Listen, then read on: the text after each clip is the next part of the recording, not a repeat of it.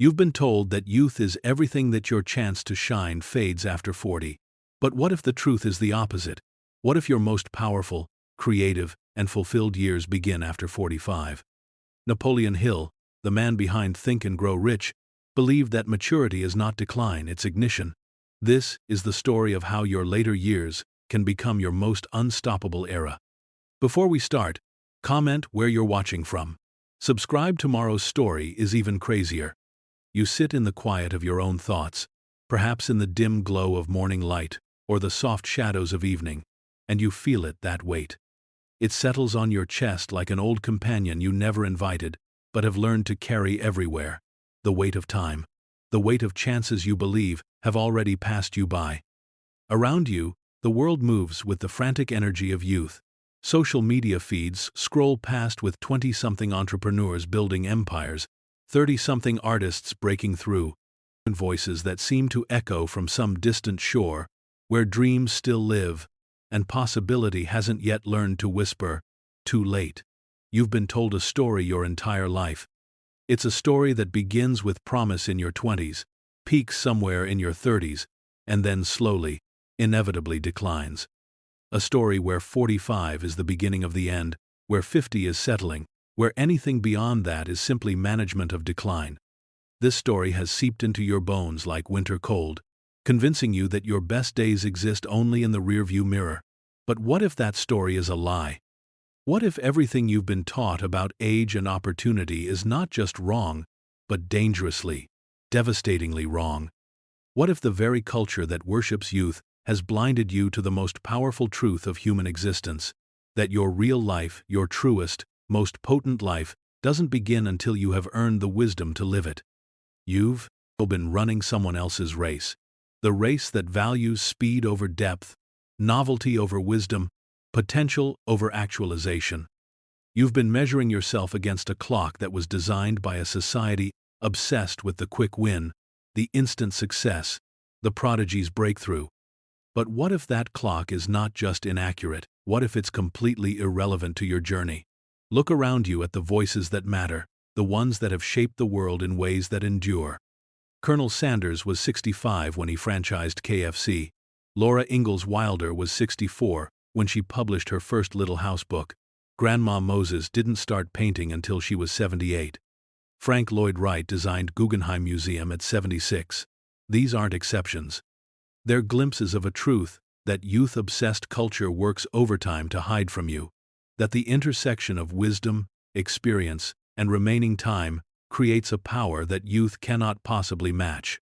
The mirror reflects back, a face marked by years, and you see evidence of decline. But mirrors lie. They show you surface while hiding depth. They reveal the wearing of the vessel while concealing the strengthening of what the vessel contains. Every line on your face is evidence not of ending, but of learning. Every gray hair is proof not of death approaching, but of life finally beginning to understand itself.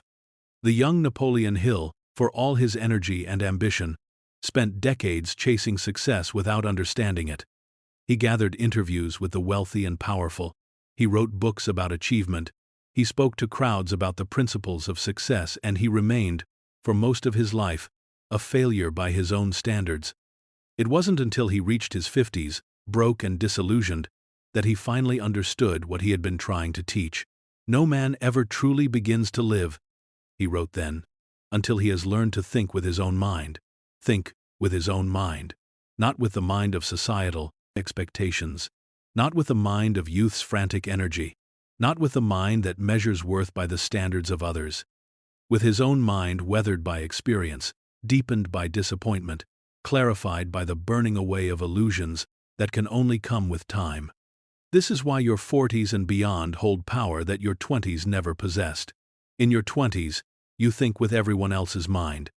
You chase dreams that aren't even yours, goals that someone else told you mattered, definitions of success that you absorbed from a culture that profits from your insecurity. You have energy, yes, but you lack the most crucial element of true achievement, the wisdom to know what actually deserves your energy. In your 30s, you begin to suspect that the game might be rigged, but you're still playing by rules you inherited rather than chose. You have more skill than you did at 25, but you're still fundamentally trying to prove yourself worthy of someone else's approval.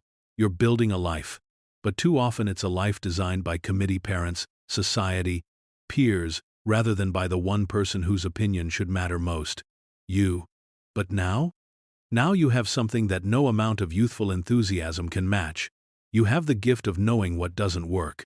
You have the wisdom of having tried the conventional path and found it wanting. You have the strength that comes only from having been broken and rebuilt according to your own specifications. The curve of power doesn't decline. After 45, it transforms. It moves from the scattered intensity of youth to the focused power of experience.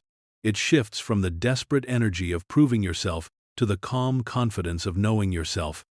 It evolves from the frantic pace of someone running toward an uncertain destination to the deliberate stride of someone who finally knows where they're going and why. This is what the youth-obsessed culture doesn't want you to understand. That the is combination of time, pressure, and wisdom creates an urgency that youth cannot match. When you're 25, you have infinite time and finite wisdom. When you're 55, you have finite time and accumulated wisdom. Which position holds more power? The 25-year-old can afford to waste a decade on the wrong path. You cannot. The 25-year-old can chase every shiny opportunity that presents itself. You cannot. The 25-year-old can build a life based on guesswork and hope. You cannot. And that's not a limitation, that's a superpower. Your constraints force precision. Your experience demands excellence. Your awareness of time's limits creates a clarity of purpose that youth, with its infinite tomorrows, can never achieve. You are not behind schedule. You are exactly where you need to be to do exactly what you were meant to do, with exactly the wisdom required to do it well. The second sunrise is coming, not the bright, scattered light of youth that illuminates everything and focuses on nothing, but the deep, golden light of experience that knows exactly where to shine. This light doesn't waste itself on trivial pursuits. It doesn't scatter its energy across infinite possibilities. It burns with the concentrated power of a life that has finally learned what matters. You stand at the threshold of your most powerful years, but first you must release yourself from the prison of someone else's timeline. You must stop apologizing for not peaking at 25 and start preparing for the peak that's still ahead.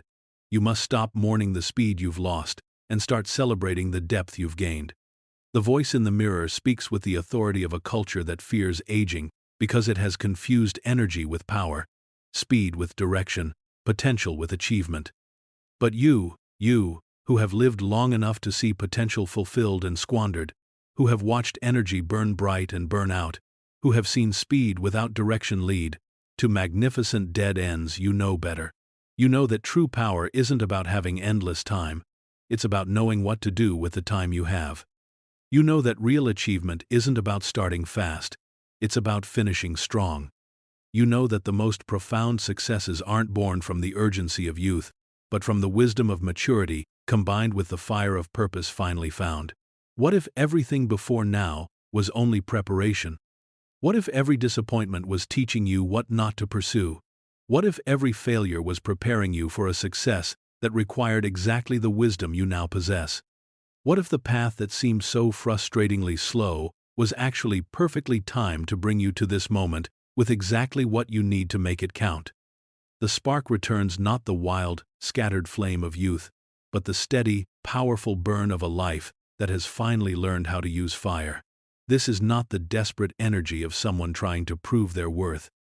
This is the quiet confidence of someone who has finally understood their value. The second sunrise begins not with the frantic light of morning, but with the golden radiance of afternoon, warm, wise, and uncompromisingly clear about where it chooses to shine. The darkness of disillusionment is ending. The light that comes after, deeper, more purposeful, more powerful than anything youth could imagine, is about to begin. Now, we begin again, wiser, stronger, unstoppable.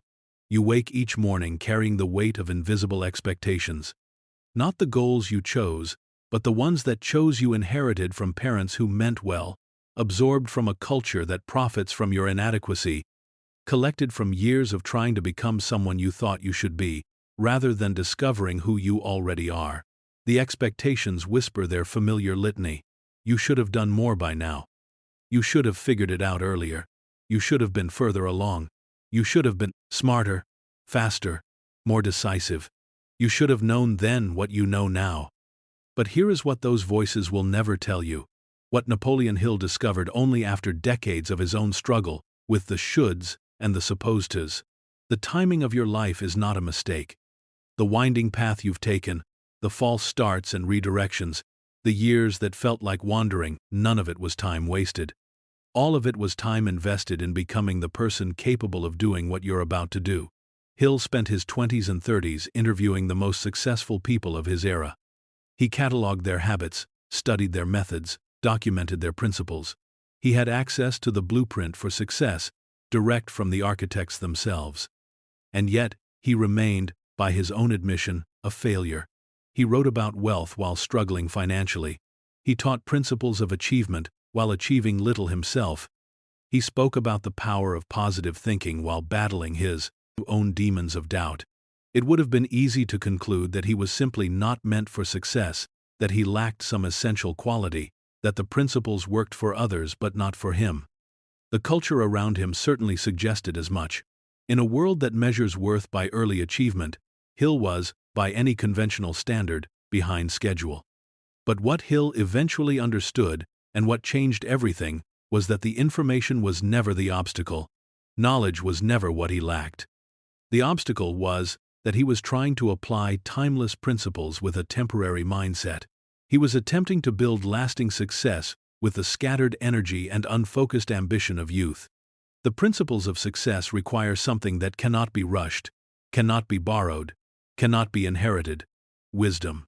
Real wisdom.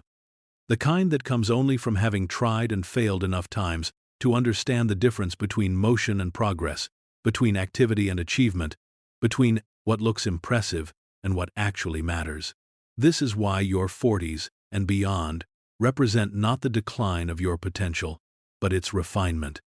You have spent decades gathering the raw materials of wisdom, every disappointment, every redirection, every moment when life didn't go according to plan. Now you finally have enough material to build something that will last. The young chase opportunity, like scattered light, pursuing every possibility with equal intensity. But you have learned the art of focus. You have discovered that the secret to achieving everything you want is to stop pursuing everything you don't need. You have developed the wisdom that youth cannot possess, the ability to say no to good opportunities so you can say yes to great ones. This is what the culture of youth worship doesn't understand. It sees the narrowing of options that comes with age and calls it limitation. But narrowing is not limitation, it's precision. The archer who pulls back the bowstring isn't limiting the arrow's potential, they're focusing its power. Your life has been pulling back the bowstring. Every year that you felt behind, you were actually aiming. Every moment that felt like wandering, you were actually learning the terrain. Every experience that seemed like a detour was actually intelligence gathering for the mission you're finally ready to undertake. The mission that could only be yours. The mission that required exactly the combination of skills, insights, and hard-won wisdom that you now possess. The mission that a younger version of you wouldn't have had the judgment to choose or the depth to complete. Napoleon Hill's breakthrough came not when he finally applied the principles he had been teaching, but when he finally understood why the principles had never worked for him before.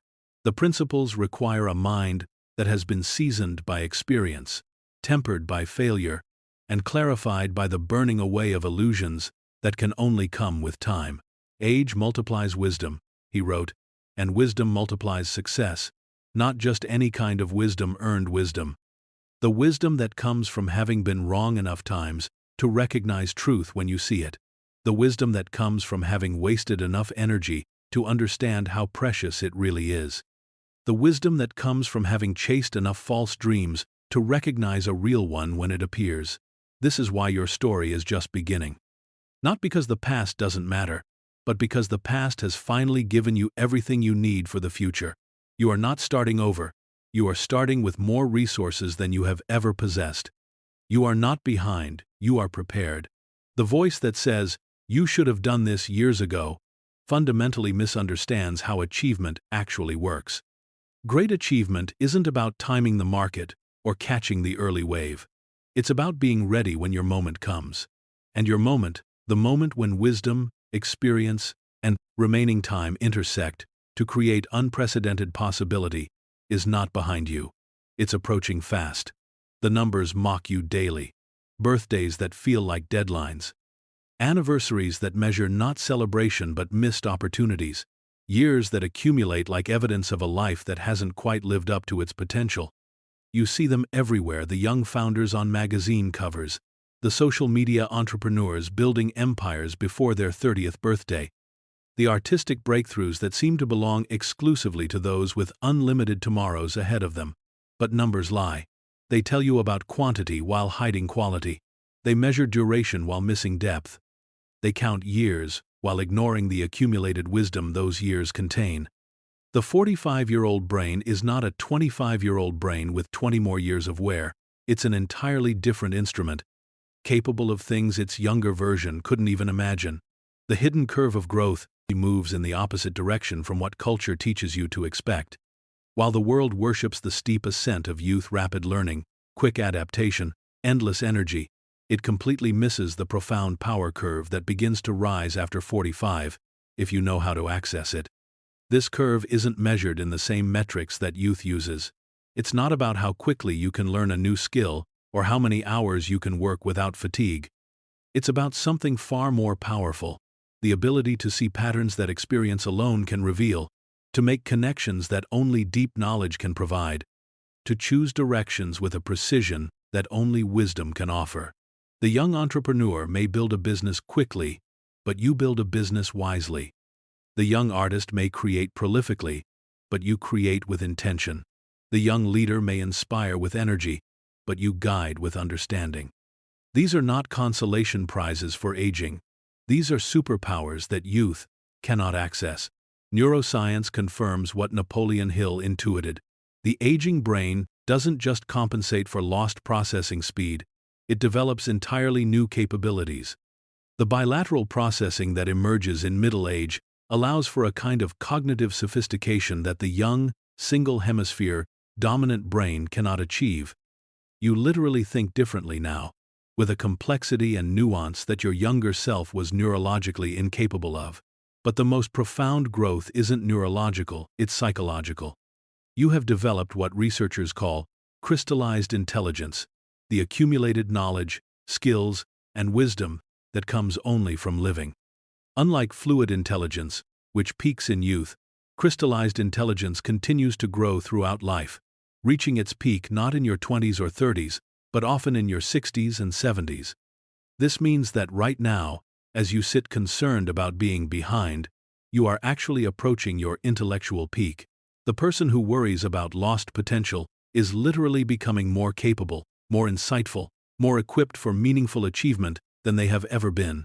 The curve of creativity follows a similar pattern. While the world celebrates the innovation of youth, research reveals that the most profound creative breakthroughs often come from older minds. The young create through experimentation and energy. The mature create through synthesis and wisdom. They don't just generate new ideas, they generate ideas worth having. Frank Lloyd Wright didn't design his most celebrated buildings despite being older, he designed them because he was older. He had spent decades learning not just how to build, but what was worth building. His late masterpieces weren't achievements in spite of his age, they were achievements that required his age. The power curve that rises after 45 operates on a different principle than youth's curve. Youth's power comes from possibility, the potential for anything. Maturity's power comes from probability, the wisdom to know what's actually worth pursuing. Youth says, I could do anything. Maturity says, I know what I should do. Which position holds more real power? This is why the most successful people often experience their greatest achievements in their later years. Not because they finally got lucky, but because they finally got wise.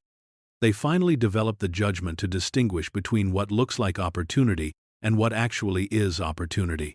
They finally gained the confidence to bet on themselves, rather than constantly seeking external validation. You are not behind.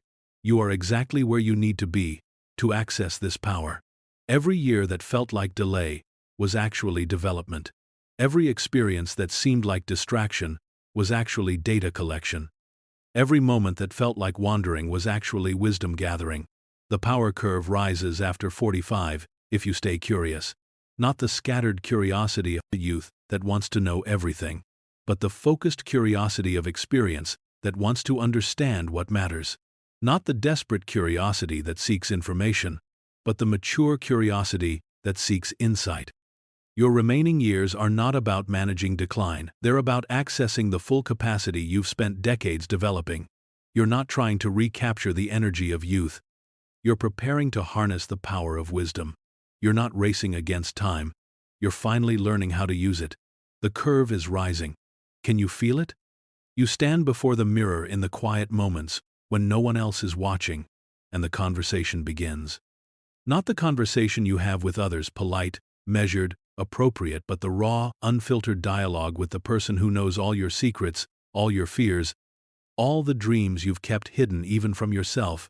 Look at you, the voice begins, and it carries the weight of every disappointment, every missed opportunity, every moment when you chose safety over possibility. Look at what you've become. Look at how much time you've wasted. Look at how far behind you are. This voice knows exactly where to aim. It has been studying you for decades, cataloging your insecurities, mapping your vulnerabilities, learning the precise words that will cut deepest. It speaks with the authority of someone who has witnessed every failure, every compromise, every moment when you settled for less than you knew you deserved. Other people your age have already made their mark. It continues. Other people figured it out earlier. Other people didn't waste so much time on false starts and dead ends. Other people are living the life you should have built by now. The mirror reflects back, not just your physical form, but every choice that led to this moment. Every time you played it safe, instead of taking the risk. Every time you chose the comfortable lie over the difficult truth. Every time you silenced the voice of ambition, because it was easier than facing the possibility of failure. But here, in this moment of brutal honesty, something shifts. Because the same mirror that shows you evidence of delay also shows you evidence of survival. The same reflection that reveals the cost of caution also reveals the strength of someone who has endured. The same face that shows the marks of time also shows the depth of experience. What if everything before now was only preparation? What if every detour was actually intelligence gathering? What if every false start was actually skill building? What if every moment of feeling lost was actually the process of learning what you truly wanted to find? The voice in the mirror knows your failures, yes, but it doesn't know what those failures taught you. It sees the time you spent, but it doesn't understand what that time was building. It counts the years, but it can't measure the wisdom those years contain. Napoleon Hill stood before his own mirror at 52, financially ruined, professionally humiliated, personally devastated. The voice in his mirror spoke the same cruel truths. You've spent decades teaching success while achieving failure. You've interviewed the wealthy while remaining poor. You've written about achievement while accomplishing nothing of lasting value. But in that moment of complete honesty, Hill made a discovery that changed everything. The voice in the mirror wasn't lying about his failures, but it was completely wrong about what those failures meant. They weren't evidence of inadequacy. They were evidence of education. They weren't proof of inability. They were proof of preparation. Every failed business venture had taught him something about what actually works. Every financial disaster had shown him the difference between making money and building wealth. Every moment of struggle had given him insights that success alone never could have provided. The preparation wasn't wasted time, it was exactly the education required for what came next. Your mirror shows you someone who has been gathering intelligence for decades. Every disappointment was data. Every setback was schooling. Every moment of confusion was the process of eliminating what doesn't work so you could finally discover what does. The 25-year-old in the mirror was operating on hope and theory. The 45-year-old in the mirror is operating on knowledge and experience. Which person is better equipped for meaningful achievement? The young version of you had energy but lacked direction. The current version of you has both energy and the wisdom to use it well. The young version had potential but no understanding of how to actualize it. The current version has potential refined by experience into capability. What if everything before now was only preparation? Isn't a comforting lie. It's the most empowering truth you can embrace. Because if it's true, then you haven't been wasting time. You've been investing it. You haven't been falling behind. You've been building depth. Every skill you developed, even in jobs you thought were temporary. Every relationship you built, even the ones that didn't last. Every book you read, every conversation you had, every moment of reflection, all of it was adding to your capability. All of it was preparing you for something you weren't ready for before, but are ready for now. The voice in the mirror speaks with the authority of societal expectations. But you don't have to live by societal expectations anymore. You can live by your own understanding, your own timeline, your own definition of what makes a life well lived. The mirror reflects someone who has earned the right to begin again, not because the past doesn't matter, but because the past has finally given you everything you need for the future. You're not starting over, you're starting with more resources, more knowledge, more clarity than you've ever possessed. The preparation is complete. The real work begins now. The darkness is ending. Not the literal darkness of night giving way to dawn, but the deeper darkness of disillusionment, that long twilight of the soul when you believed the best was behind you, when you accepted that dreams have expiration dates, when you resigned yourself to managing decline rather than pursuing growth. But something is stirring. Can you feel it? A warmth that begins not from the external world, but from within. A recognition that the story you've been telling yourself about age and opportunity isn't just wrong, it's about to be proven spectacularly wrong. This is the second sunrise. Not the bright, scattered light of youth that illuminates everything and focuses on nothing, but the deep, golden light of experience that knows exactly where to shine. This light doesn't waste itself on trivial pursuits. It doesn't scatter its energy across infinite possibilities. It burns with the concentrated power of a life that has finally learned what matters. The first sunrise of your life came with the energy of potential. You woke each day with the broad, unfocused enthusiasm of someone who could become anything. Every path looked possible. Every dream seemed achievable. The light was bright but diffuse, touching everything but transforming little. That was beautiful, in its own way. That was necessary. That was the light you needed to explore, to experiment, to gather the raw materials of experience. But it was not the light of achievement. It was not the light of wisdom. It was not the light that builds lasting legacy. The second sunrise comes with something far more powerful, the energy of purpose. You wake now not with the scattered enthusiasm of infinite possibility, but with the focused intensity of clear direction. You know not just what you could do, but what you should do. Not just what might work, but what will work. Not just what sounds good, but what actually matters. Napoleon Hill described this transformation in his own life. I had spent decades learning what success looked like from the outside.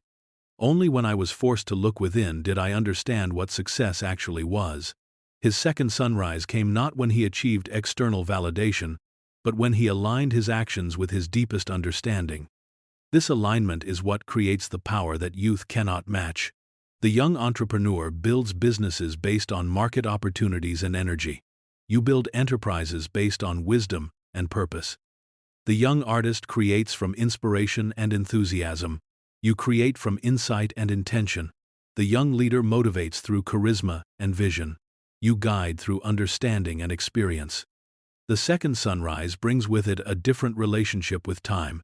Youth's sunrise creates the illusion of infinite tomorrows, which paradoxically leads to endless postponement. I'll get serious later. I'll focus when I have more experience. I'll commit when I'm sure. The abundance of time creates the Blanquia, luxury of waste. But your sunrise comes with the empowering awareness of finite time, which creates unprecedented focus. You can't afford to waste years on the wrong path. You can't squander energy on meaningless pursuits. You can't postpone purpose until some mythical, perfect moment. This constraint doesn't limit your power, it concentrates it. The urgency that comes with the second sunrise isn't the frantic energy of someone running out of time. It's the deliberate intensity of someone who finally knows how to use time well. It's the difference between panic and precision, between rushing and focusing, between desperate activity and purposeful action. This is why the most profound achievements often come not from youth's first sunrise, but from experience's second one. Colonel Sanders didn't franchise KFC because he was 65. He franchised it because he finally understood, at 65, what he had been preparing for his entire life. Laura Ingalls Wilder didn't write her first book at 64 because she was running out of time. She wrote it because she finally had the wisdom and perspective to write it well. The second sunrise illuminates not just external opportunities, but internal capabilities you didn't know you possessed. Skills that have been developing quietly for decades suddenly reveal their full potential. Insights that seemed disconnected begin to form patterns. Experiences that felt random begin to show their purpose. You discover that you have been building expertise not just in your chosen field, but in the art of living itself. You have become an expert in resilience through surviving difficulties. You have developed mastery and discernment through making both good and bad decisions. You have cultivated wisdom through the accumulated experience of being human. These are not consolation prizes for aging. These are superpowers that only time can develop. The light that rises now in your life doesn't compete with youth's light, it transcends it. Youth's sunrise asks, "What's possible?" Your sunrise asks, "What's worth doing?"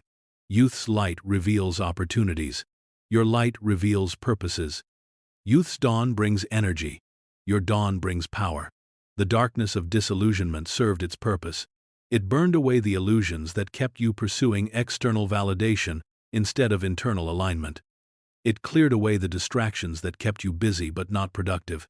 It eliminated the false beliefs that kept you comparing your journey to others instead of walking your own path. Now the real work begins. Not the work of proving yourself to others, but the work of expressing the fullest version of yourself. Not the work of meeting external expectations, but the work of fulfilling internal purpose. Not the work of catching up to where you think you should be, but the work of becoming who you were always meant to become. The second sunrise begins now, wiser, stronger, unstoppable. The light that comes after the darkness isn't just brighter. It's focused. It's purposeful. It's ready to build something that will last. Your time has come. Not despite your age, but because of it. Not in spite of your experience, but because of it. Not even though you've taken the long path, but precisely because you've taken the long path. The second sunrise is here. Step into the light. The awakening is only the beginning. Recognition that your greatest years lie ahead creates possibility, but possibility without direction remains just another form of wandering. What you need now is not more inspiration, you need instruction. Not more motivation, you need methodology. Not more hope, you need the precise tools to transform hope into reality. This is where most people falter. They experience the moment of realization, feel the surge of renewed purpose, and then, nothing changes. They return to the same patterns, the same habits, the same ways of thinking that created the life they're trying to escape.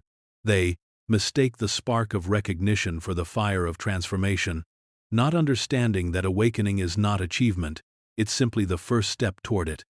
Napoleon Hill discovered this truth in the most painful way possible. Even after his moment of clarity at 52, even after understanding that his failures were preparation rather than proof of inadequacy, he still had to learn how to actually apply this knowledge. Recognition is not enough. Understanding is not enough. You must rebuild the very machinery of your mind. The blueprint begins with a single, transformative realization. Your desires at this stage of life are not mere wants, they are clarified intentions backed by decades of experience. When a 25-year-old says, "I want to build a business," they're expressing a wish. When you say it, you're announcing a mission based on accumulated knowledge of what actually works, what markets actually need, and what you're actually capable of delivering. This is what Hill called definiteness of purpose. But what he discovered in his later years was that purpose becomes exponentially more powerful when filtered through experience. Youth's purposes are often borrowed things we think we should want, based on external expectations. Maturity's purposes are distilled things we know we must pursue based on internal clarity.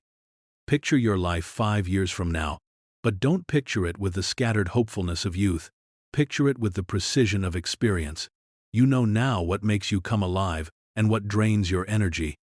You know what kinds of people enhance your life and what kinds diminish it. You know what environments inspire your best work and what circumstances trigger your worst habits. This knowledge allows you to construct a vision that isn't just aspirational, it's achievable. Not because you're lowering your standards, but because you're raising your precision. You're no longer shooting arrows into the sky hoping they'll hit something valuable. You're aiming at specific targets with weapons you've spent decades learning to use. The 25-year-old entrepreneur dreams of building a successful company. You envision building a specific solution to a specific problem for a specific market, using specific skills you've developed through specific experiences. Which vision has more power? Which is more likely to become reality? Your definiteness of purpose at this stage isn't about discovering what you want, it's about clarifying what you've always wanted, but finally have the wisdom to pursue effectively. It's about recognizing that the through line of your entire life has been preparing you for this particular contribution to the world. The desires that survive into your 40s and beyond aren't the fleeting enthusiasms of youth. They're the deep currents of purpose that have been flowing beneath the surface of your life, sometimes hidden, sometimes ignored, but always present. Now you finally have the tools to follow them to their destination. But desire alone, even clarified desire, is not enough. Hill's next discovery was that the gap between wanting something and achieving it is bridged by a single, seemingly simple principle that most people never truly understand. Thoughts become things. Not metaphorically, not eventually, not sometimes, always, inevitably, without exception.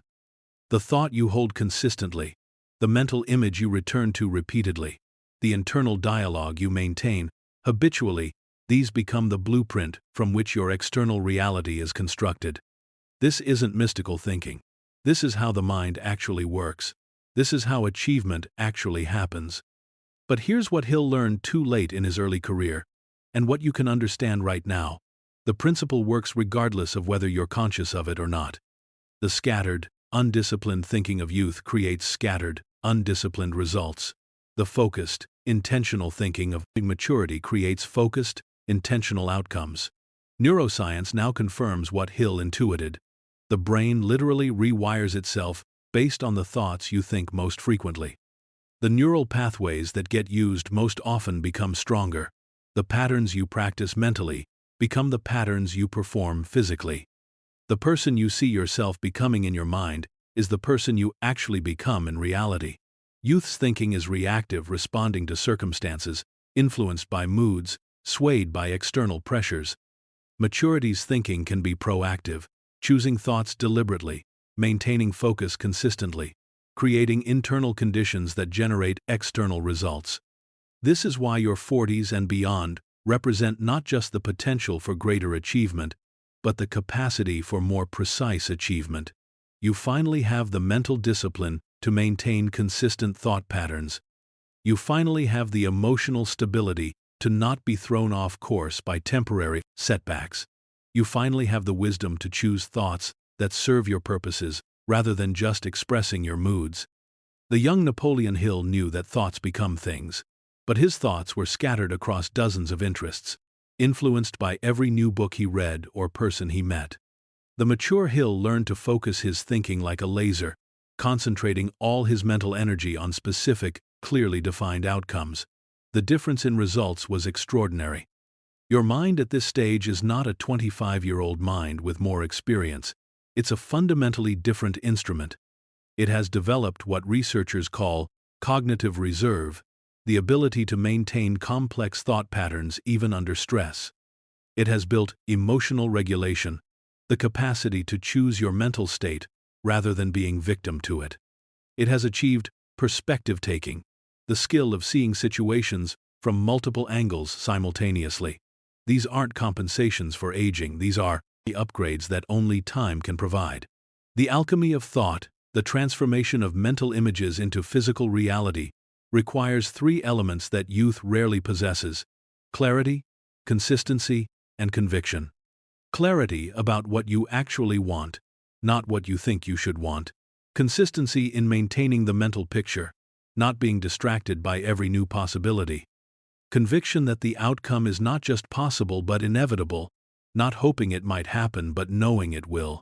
You have spent decades developing these capacities. Every disappointment taught you clarity by showing you what you don't want. Every challenge built consistency by requiring you to maintain focus under pressure. Every success created conviction by proving that your thoughts can indeed become things. The machinery of your mind is now calibrated for achievement in ways it never was before. The question is not whether you can think your way to success. You've been doing it unconsciously your entire life. The question is whether you'll finally take conscious control of the process. The thoughts you think today become the reality you live tomorrow. At your age, with your experience, with your developed capacity for sustained focus, this isn't just a possibility, it's a power that's been waiting your entire life for you to consciously employ it. The blueprint is clear, the machinery is ready. The only question remaining is, what will you build? The loneliest person is not someone who is alone, it's someone who seeks validation from others while ignoring the wisdom of their own experience. For decades, you've been part of an invisible committee that includes parents, peers, society, media, experts, and authorities, all weighing in on what you should do, how you should live, what you should value. You've treated your own judgment as just one voice among many, often the least trusted voice. But something profound shifts when you realize that the most important mastermind alliance that you'll ever form is not with other people, it's with the accumulated wisdom of your own life experience. The mature mind no longer seeks approval, it seeks alignment. Not alignment with external expectations, but alignment with internal truth. Napoleon Hill wrote extensively about the mastermind alliance, the coordination of knowledge and effort between two or more people working toward a definite purpose.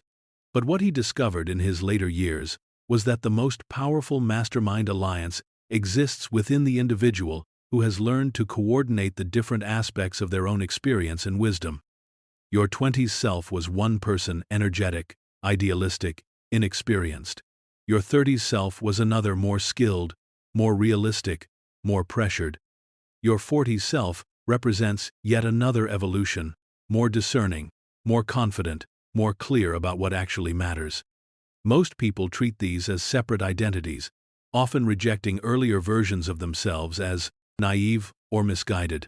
But what if instead of rejecting your younger selves, you could form a mastermind alliance with them?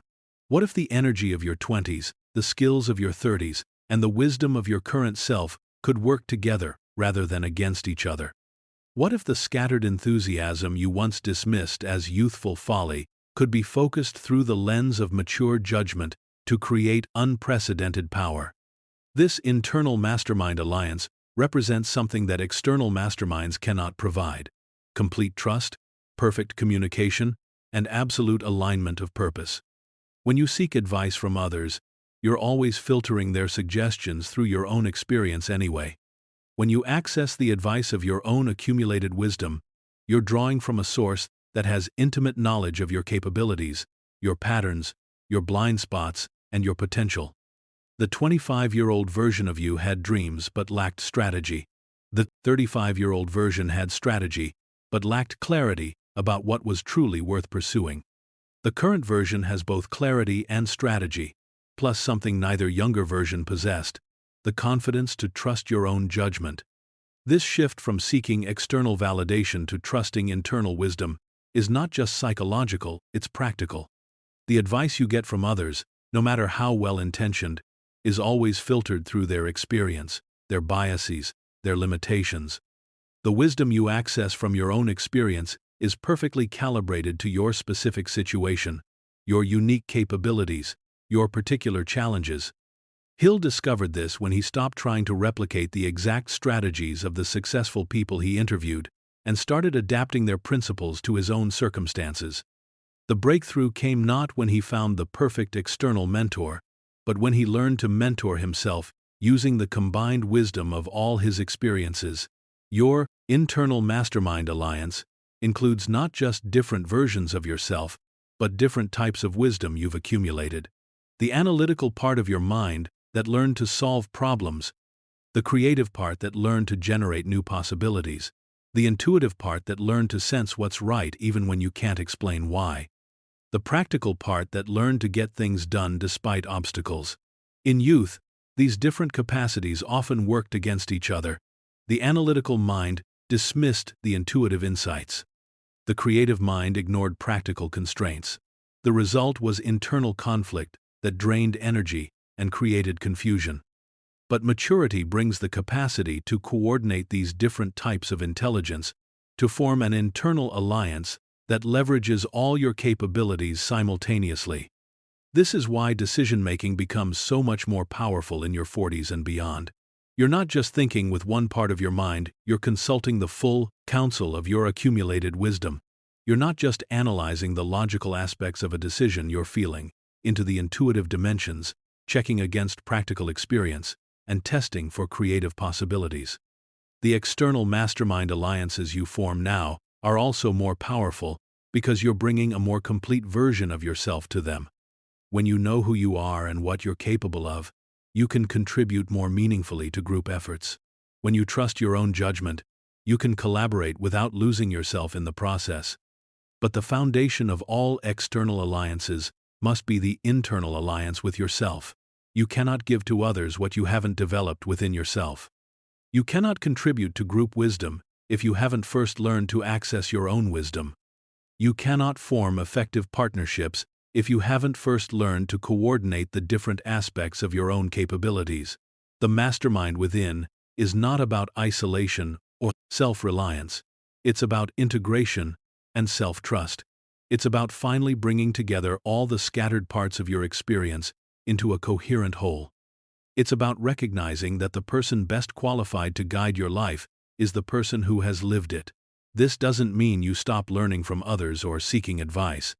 It means you stop seeking validation and start seeking information.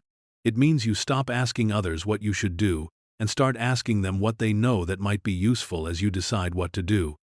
It means you shift from follower to fellow traveler, from student to colleague, from seeker to finder.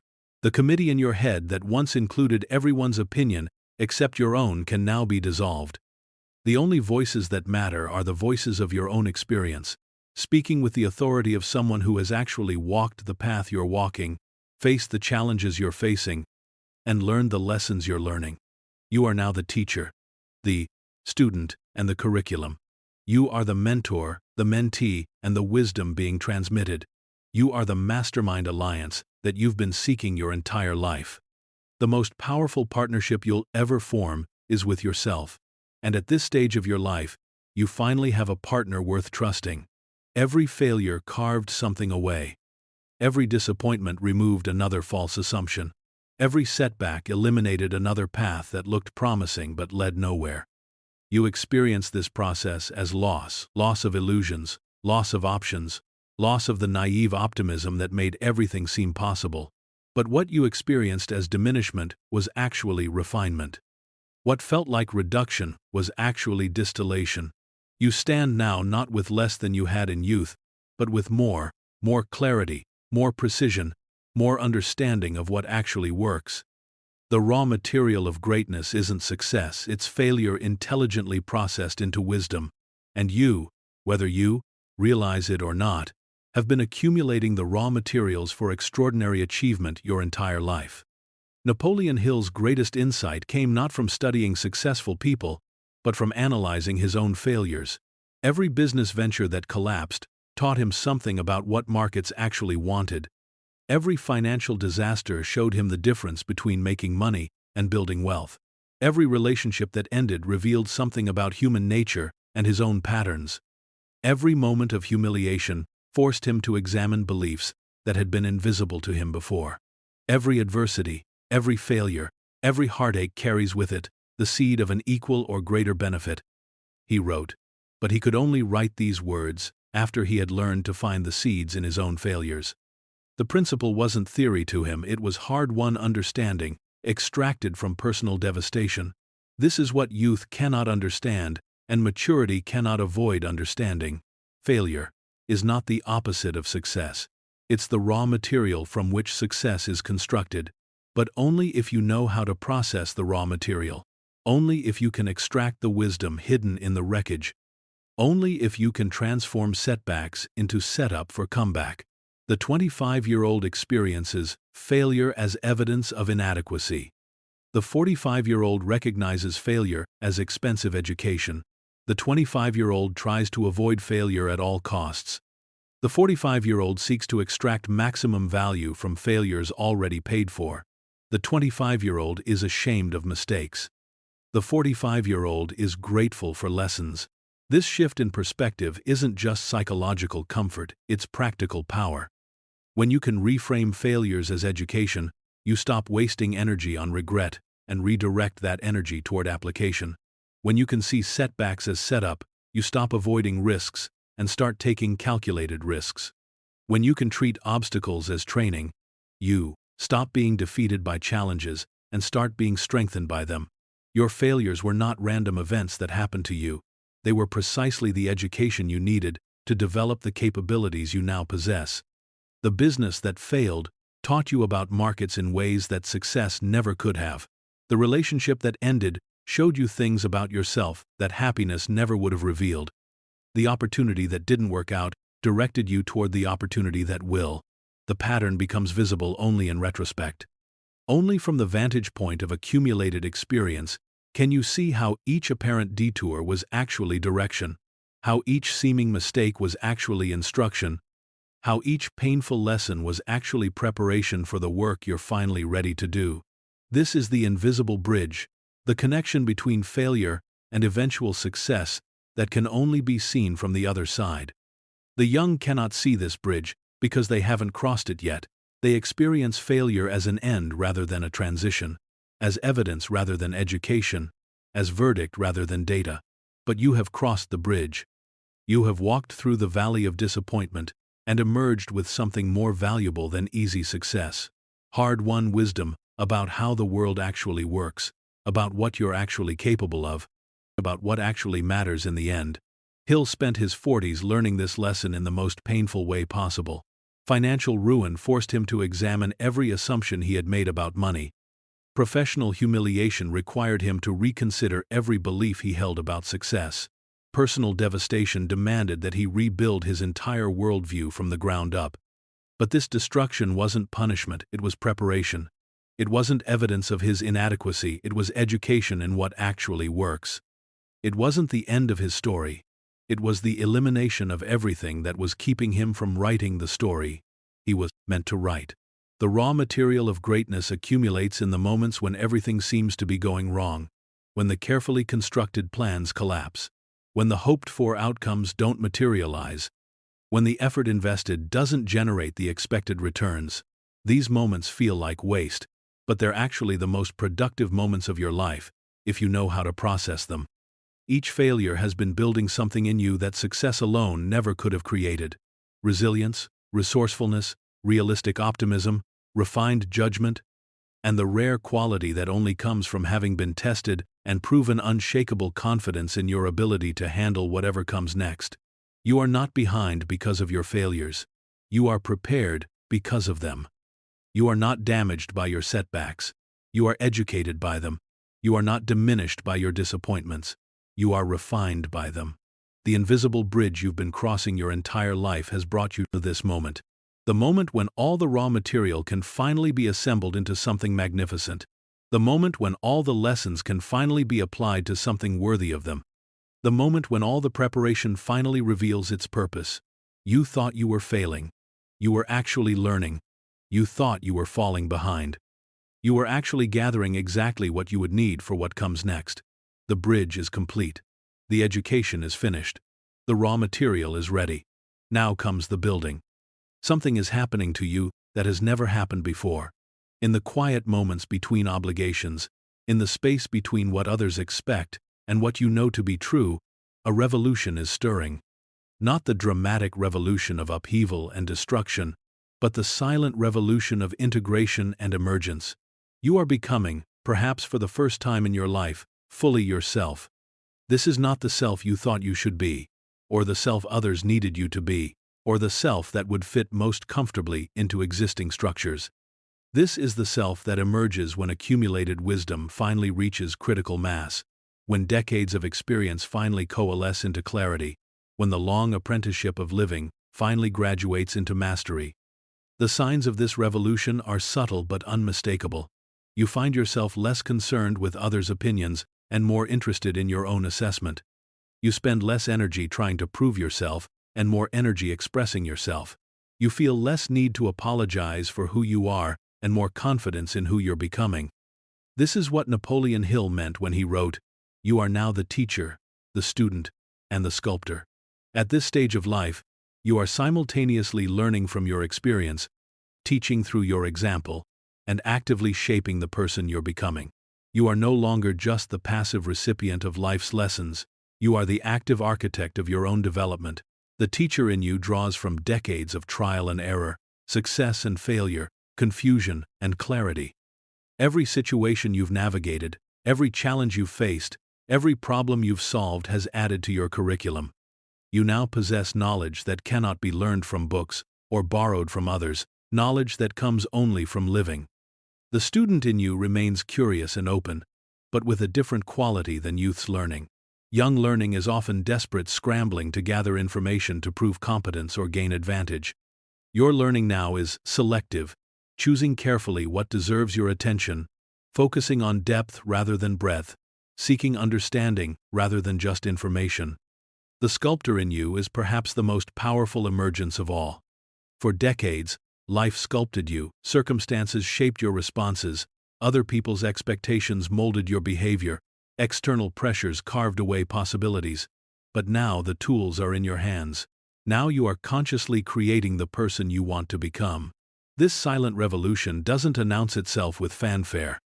There are no dramatic moments of transformation, no sudden revelations that change everything overnight. Instead, there's a gradual but unmistakable shift in how you move through the world, more deliberate, more purposeful, more aligned with something deeper than external validation. You notice it first in small decisions. You choose the restaurant you actually want to go to, rather than the one you think others will prefer. You decline the invitation that feels obligatory rather than energizing. You speak your actual opinion rather than the diplomatically safe version. These seem like minor changes, but they represent seismic shifts in how you define yourself in relation to the world. The revolution gathers momentum as you realize that the permission you've been waiting for, permission to pursue what really matters to you, permission to say no to what doesn't serve you, permission to trust your own judgment, was never going to come from outside.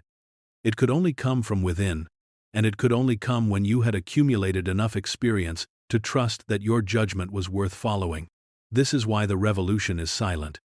It's not about rebelling against external authority, it's about finally claiming internal authority. It's not about rejecting others' wisdom, it's about integrating that wisdom with your own. It's not about proving you were right all along, it's about finally being willing to be right now. The energy that was once scattered across multiple attempts to please various audiences is now concentrated on the single audience that actually matters. The person you're becoming.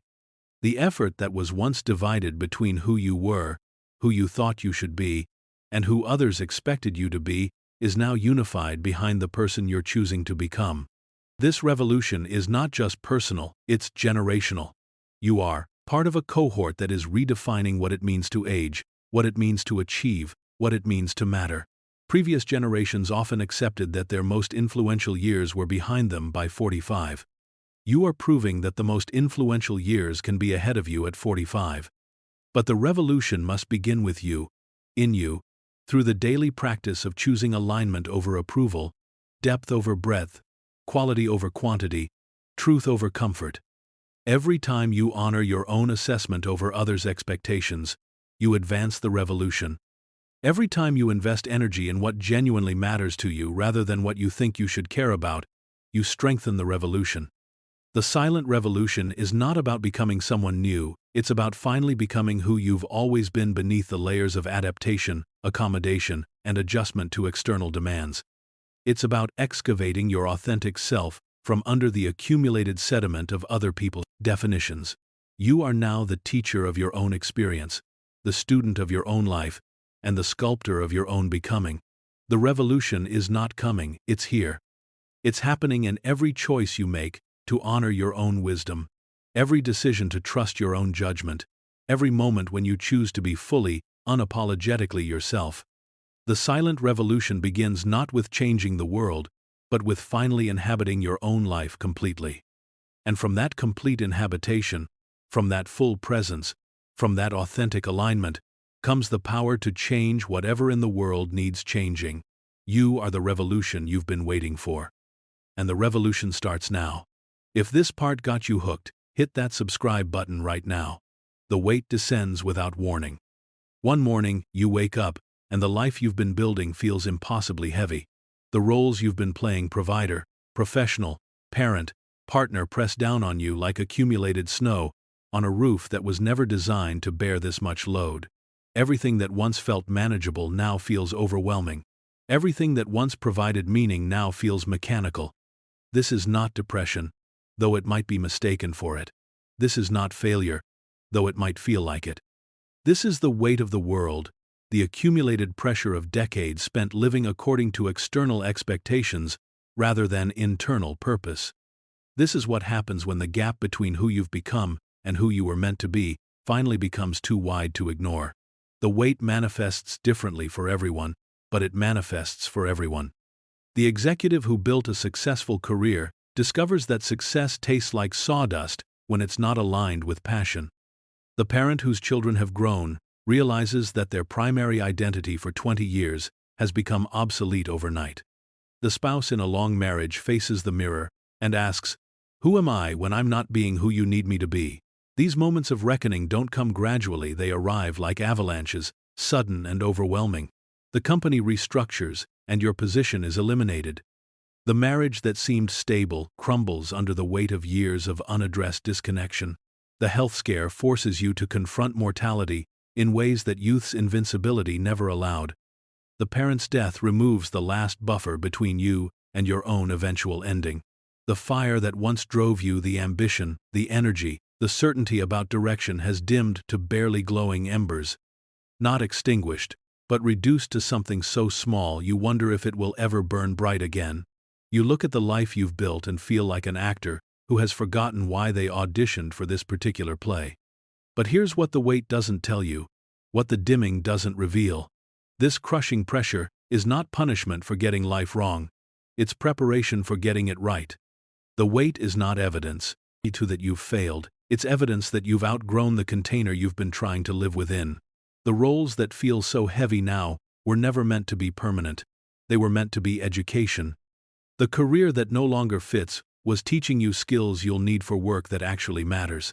The relationships that have grown stagnant were showing you what you actually need from human connection. The responsibilities that feel overwhelming were building your capacity to handle the weight of real purpose.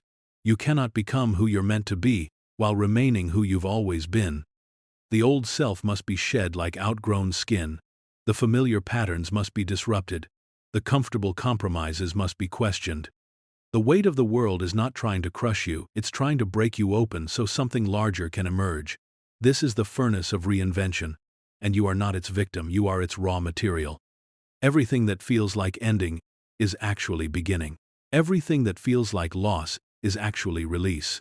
Everything that feels like pressure is actually the force required to transform carbon into diamond. The fire that drove you in youth was external approval, achievement, acquisition. The fire that will drive you now must be internal purpose, contribution, alignment with something deeper than personal gain.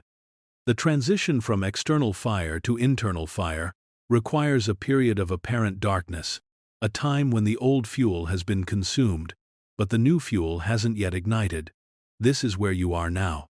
In the space between fires, in the darkness between what was and what will be, in the weight that presses down on outdated versions of yourself, while something unprecedented prepares to emerge. The weight you feel is not the weight of failure, it's the weight of potential that has been accumulated over decades and is finally ready to be released. Every disappointment has been gathering force. Every compromise has been building pressure. Every moment when you silenced your authentic voice has been storing energy that will soon demand expression. You are not breaking down, you are breaking through. The life that feels too heavy isn't the life you're meant to carry. It's the cocoon you're meant to emerge from. The pressure you feel isn't trying to destroy you, it's trying to transform you into someone capable of handling the real weight of meaningful work. The weight of the world is temporary. The power that emerges from learning to bear it is permanent. The fire that once drove you was borrowed from external sources and eventually had to burn out. The fire that will drive you now comes from internal sources that can burn as long as you choose to tend them. In the crushing pressure of this moment, in the overwhelming weight of accumulated responsibilities and disappointed expectations, something is being forged that could never have been created in the comfort of easy success. Something that youth's scattered energy could never have powered. Something that requires exactly the combination of pressure, purpose, and accumulated wisdom that you now possess. The weight is not your enemy, it's your teacher. It's showing you exactly what needs to be released, so that what wants to emerge can finally break through. The furnace is not punishment, it's preparation. And you are not its victim, you are its purpose. The fire that once drove you has dimmed. Yes, but it has dimmed so that a different kind of fire can ignite. A fire that burns not with the frantic energy of youth, but with the steady power of purpose finally found. A fire that doesn't consume itself in scattered pursuits, but concentrates itself on work that matters. The weight of the world is preparing you to carry the weight of your real work. The furnace of reinvention is preparing you to emerge not as who you were, but as who you were always meant to become. The man who would become history's most influential teacher of success principles sat in a cramped Chicago apartment in 1928, 45 years old, and financially ruined. Napoleon Hill had spent 2 decades interviewing the most successful people in America, documenting their methods, and writing about their principles. He had published books about achieving wealth and been paid to speak about the laws of success, and yet he had none himself. The stock market crash hadn't just taken his investments, it had exposed the fundamental flaw in his approach to everything he'd been teaching. He had been writing about success from the outside, studying it like a scientist examining specimens under a microscope, but never truly understanding it from within. He had accumulated knowledge about achievement without developing the wisdom to achieve. The irony was devastating. The man teaching others how to become wealthy couldn't pay his rent. The expert on goal setting couldn't maintain focus on his own objectives. The author of books about positive thinking battled daily with despair. The gap between his public expertise and private failure had become a chasm that threatened to swallow his credibility, his confidence, and his reason for living. This was Hill's darkest hour, not because of external circumstances, but because of internal reckoning. The financial crisis had stripped away all the comfortable illusions that had allowed him to mistake information for transformation, teaching for understanding, knowledge about success for actual success. In that cramped apartment, surrounded by unpaid bills and unanswered letters from creditors, Hill faced a choice that everyone must face at some point in their journey toward authentic achievement. Would he continue to be a student of other people's success, or would he finally become the author of his own? The conventional response would have been to find someone to blame. The market conditions, the economic collapse, the unfairness of circumstances beyond his control, or perhaps to blame himself so thoroughly that giving up would seem like the only rational option. Many people in similar situations choose one of these paths: external blame or internal defeat. But Hill chose a third option: to treat his failure as tuition for a curriculum he hadn't known he was enrolled in. To see his darkest hour not as evidence of his inadequacy, but as the precise education he needed to understand what he had been trying to teach. Every adversity, every failure, every heartache carries with it the seed of an equal or greater benefit, he would later write. But those words weren't born from theoretical understanding, they were extracted from personal devastation. They weren't philosophical speculation, they were hard-won insight purchased with real pain. In the darkness of that apartment, Hill began to understand that his failures weren't obstacles to his eventual success. They were the raw materials from which his success would be built. Every business venture that had collapsed had taught him something about what markets actually wanted. Every financial disaster had shown him the difference between making money and building wealth. Every moment of humiliation had forced him to examine beliefs that had been invisible to him before. The knowledge he had gathered from successful people wasn't worthless, but it was incomplete. It told him what to do but not how to become the kind of person who could actually do it. It gave him the principles but not the character to apply them. It provided the map but not the strength to walk the territory. His darkest hour wasn't punishment for getting it wrong, it was preparation for getting it right. The pain wasn't evidence of failure, it was evidence of education. The pressure wasn't trying to destroy him, it was trying to transform him into someone capable of not just teaching success, but embodying it. This is the lesson that can only be learned in the furnace of personal failure. Information without transformation is impotent. Knowledge without character is dangerous. Principles without the wisdom to apply them are just sophisticated forms of ignorance. Hill's breakthrough came not when he discovered new principles, but when he finally understood how to become the kind of person who could live by the principles he already knew. Not when he found better techniques, but when he developed the internal alignment to apply techniques effectively. Not when he gained more knowledge, but when he finally earned the wisdom to use knowledge well. The rebuilding began slowly, not with grand gestures or dramatic changes, but with the daily practice of applying what he knew to his own life instead of just teaching it to others. Setting definite goals for himself instead of just writing about them. Thinking positively about his own circumstances instead of just speaking about the power of positive thinking.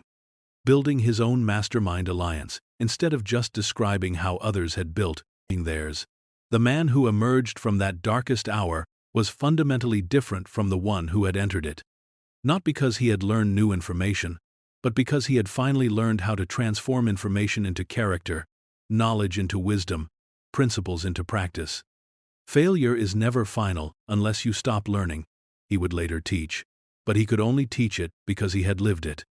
He could only offer it as truth because he had proven it through his own experience. He could only share it with conviction because it had been forged in the fire of his own failure and refined in the crucible of his own recovery. Your darkest hour, the weight that presses down on you now, the circumstances that seem overwhelming, the gap between where you are and where you thought you'd be, is not evidence that you've gotten life wrong. It's evidence that you're finally ready to get it right. Not right according to external standards or other people's definitions, but right according to the deeper purpose that can only be discovered in the darkness, only be forged in the pressure, only be refined in the fire of apparent failure that is actually preparation for authentic success. The darkest hour is not the end of your story, it's the beginning of the chapter that will define everything that comes after. In the ancient mythology of rebirth, the phoenix doesn't simply rise from ashes, it first must burn completely. Every feather, every bone, every trace of what it was, must be consumed by fire before something new can emerge. The transformation isn't partial or gradual.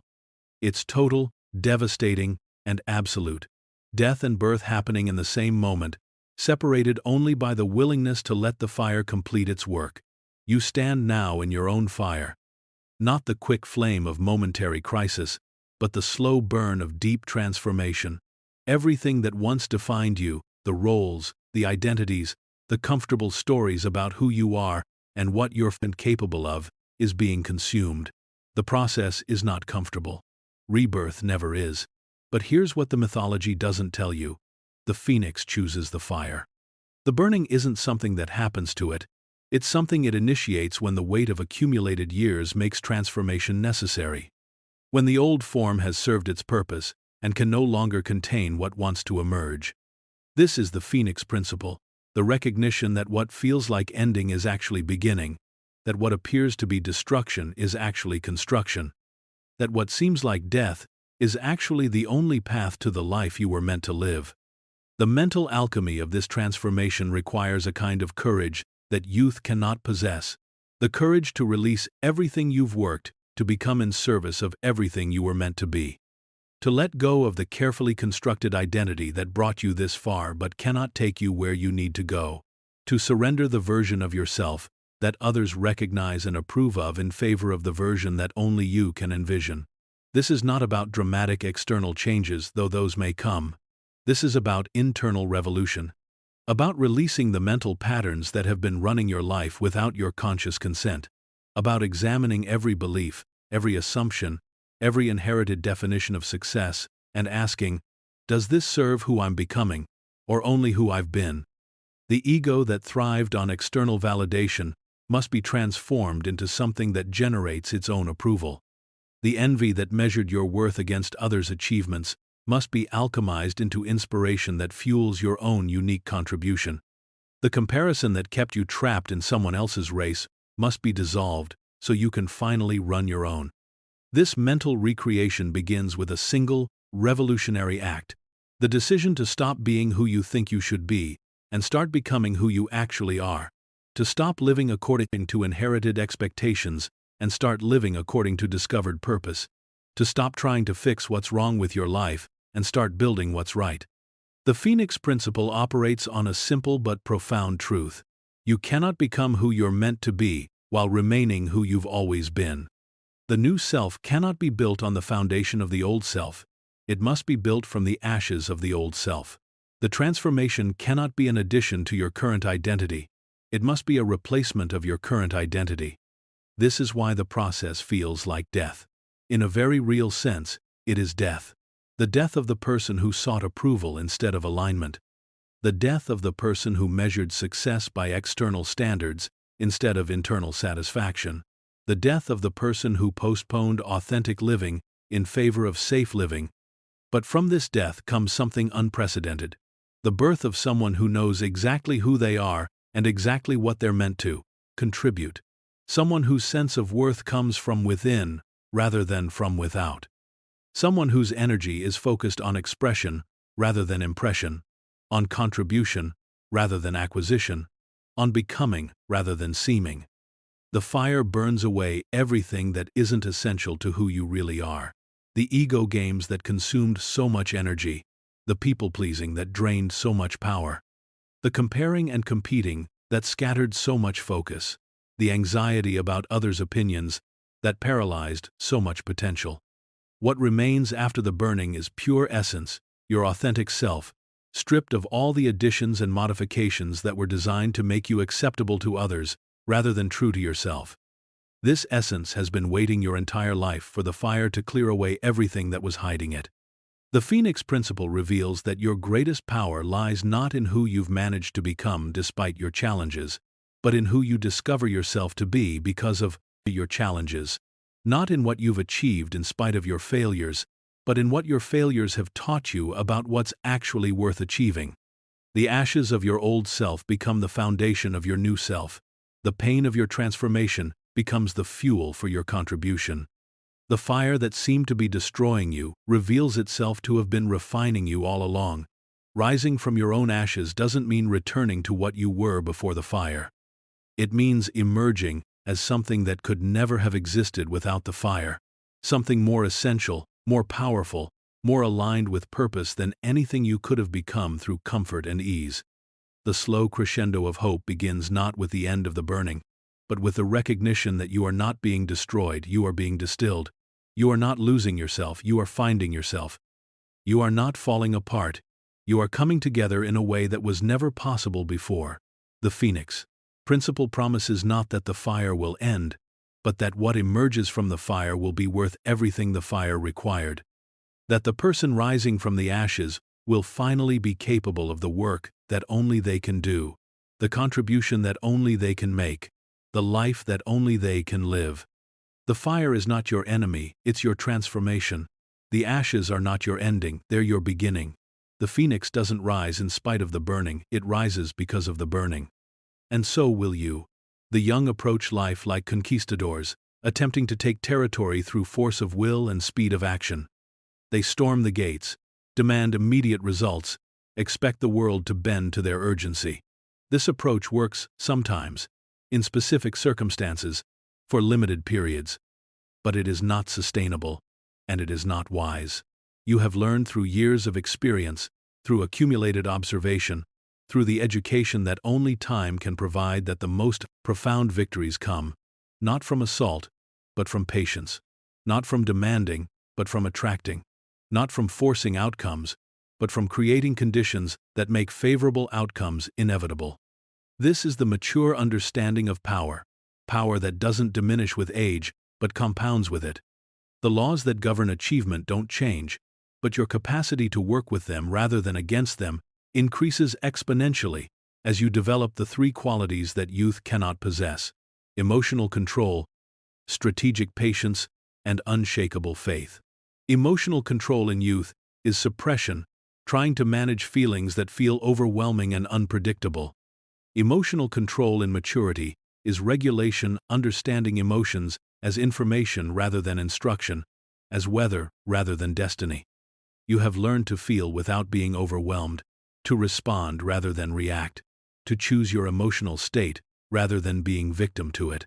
This emotional mastery gives you access to a kind of power that youth cannot imagine, the power to remain calm in chaos, centered in uncertainty, confident in the face of setbacks. While others are reactive and volatile, you can be responsive and stable. While others are driven by moods and circumstances, you can be guided by principles and purpose. The 25-year-old's emotions are like a fire hose, powerful but difficult to direct. Your emotions at this stage are like a laser-focused, precise, and capable of cutting through obstacles that brute force cannot touch. This is not the absence of feeling, but the mastery of feeling. Not emotional numbness, but emotional intelligence. Strategic patience is perhaps the most valuable asset you've developed. Youth wants everything now because it believes time is infinite.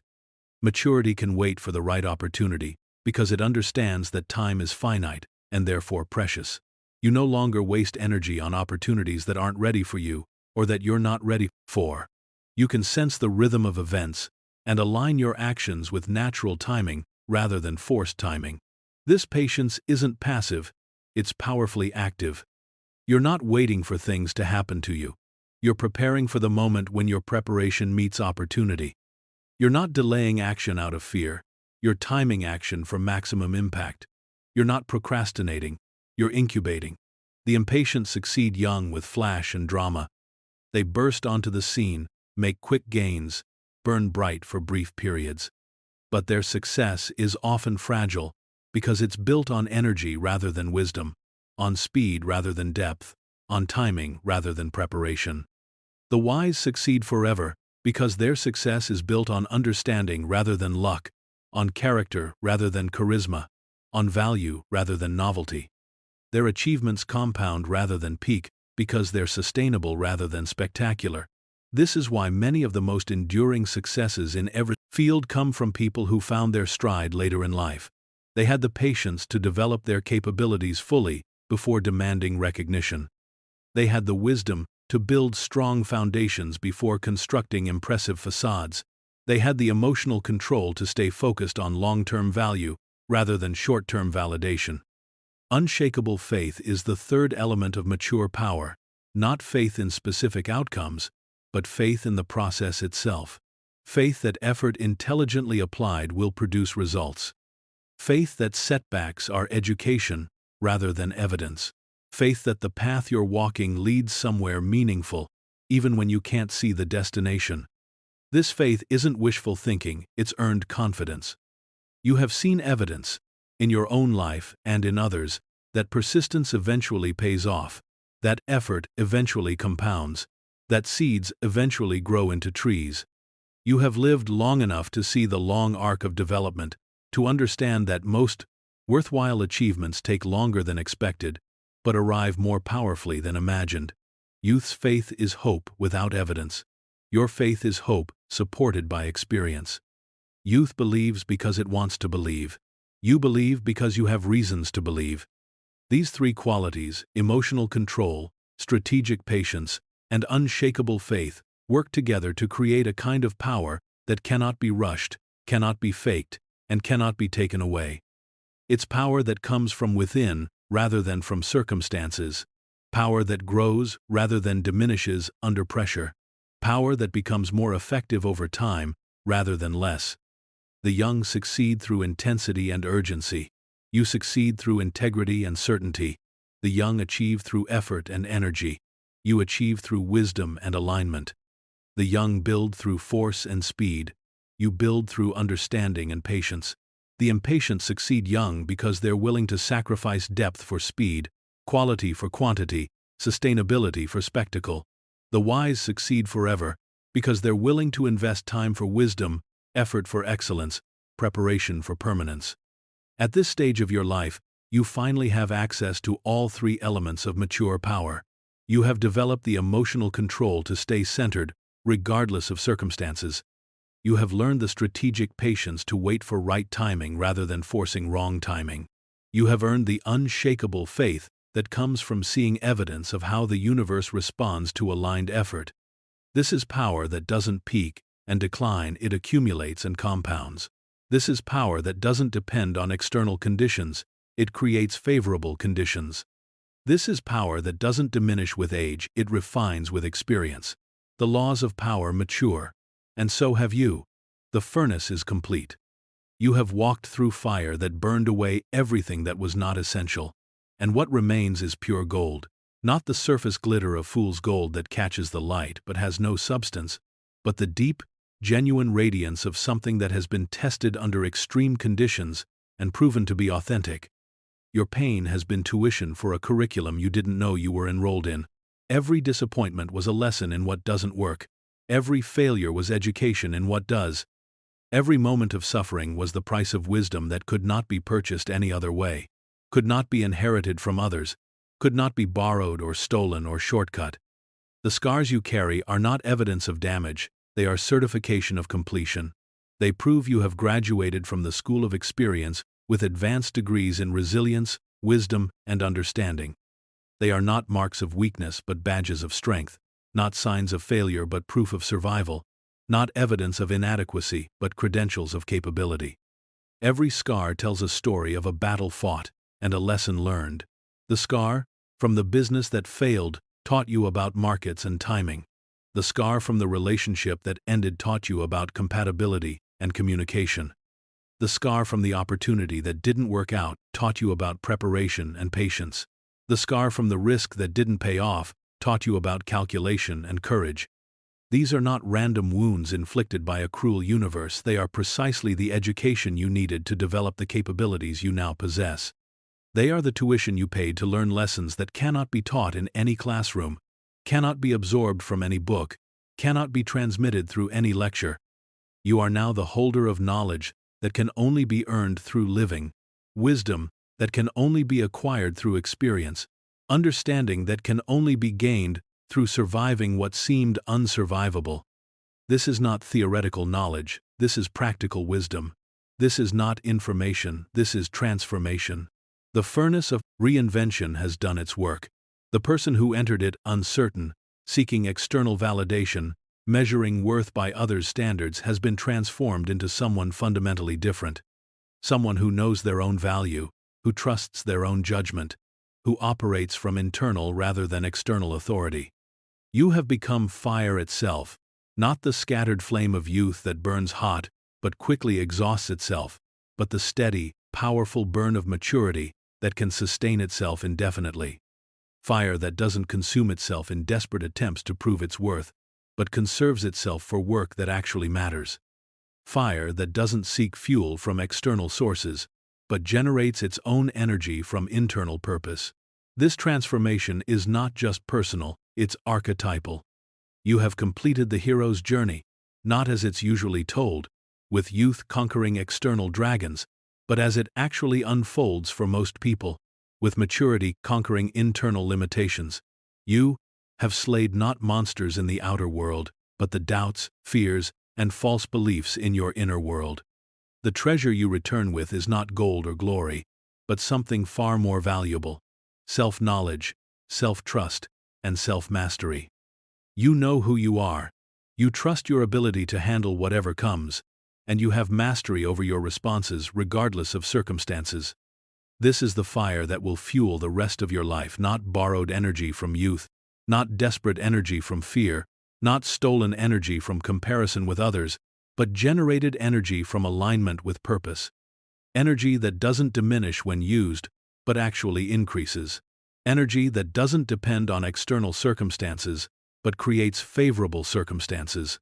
You have entered the furnace as raw material and emerged as gold. Not gold that needs constant polishing to maintain its shine, but gold that has been refined to its essential nature and will maintain its value regardless of market conditions, regardless of others' opinions, regardless of external circumstances. The fire that once seemed to be destroying you has revealed itself to have been forging you all along. The pressure that felt overwhelming was actually the exact force required to compress carbon into diamond. The heat that seemed unbearable was precisely the temperature needed to burn away impurities and reveal the pure metal underneath. You are no longer becoming, you have become. You are no longer preparing, you are prepared. You are no longer wondering if you have what it takes. You know you have what it takes because you have already taken it. You have walked through the fire and emerged not just unburned, but transformed into something that can only be created by fire. The furnace of reinvention is complete. The gold has been refined. The fire has been internalized. The transformation is finished. Now comes the creation. Now comes the contribution. Now comes the work that only someone who has been through the fire and emerged as gold can do. You are ready. You are worthy. You are fire. And the world has been waiting for exactly what you now have to offer. Success, as you once understood it, feels hollow now. The accumulation of wealth without purpose, the achievement of goals that serve only the ego, the building of monuments to personal ambition. These pursuits that once seemed so important now reveal themselves as sophisticated forms of emptiness. You have outgrown the shallow definitions of success that satisfied your younger self. You require something deeper, something more meaningful, something that will outlast your own existence. This is not the disillusionment of failure, this is the wisdom of completion. You have climbed the mountain of conventional success and discovered that the view from the top, while impressive, is not the destination. It's a way station, a platform from which to see the real mountain that was always waiting to be climbed. Purpose beyond success is not about abandoning achievement. It's about redefining what achievement means. It's about shifting from accumulation to contribution, from taking to giving, from building for yourself to building for something larger than yourself. It's about recognizing that true wealth is not what you gather, but what you generate.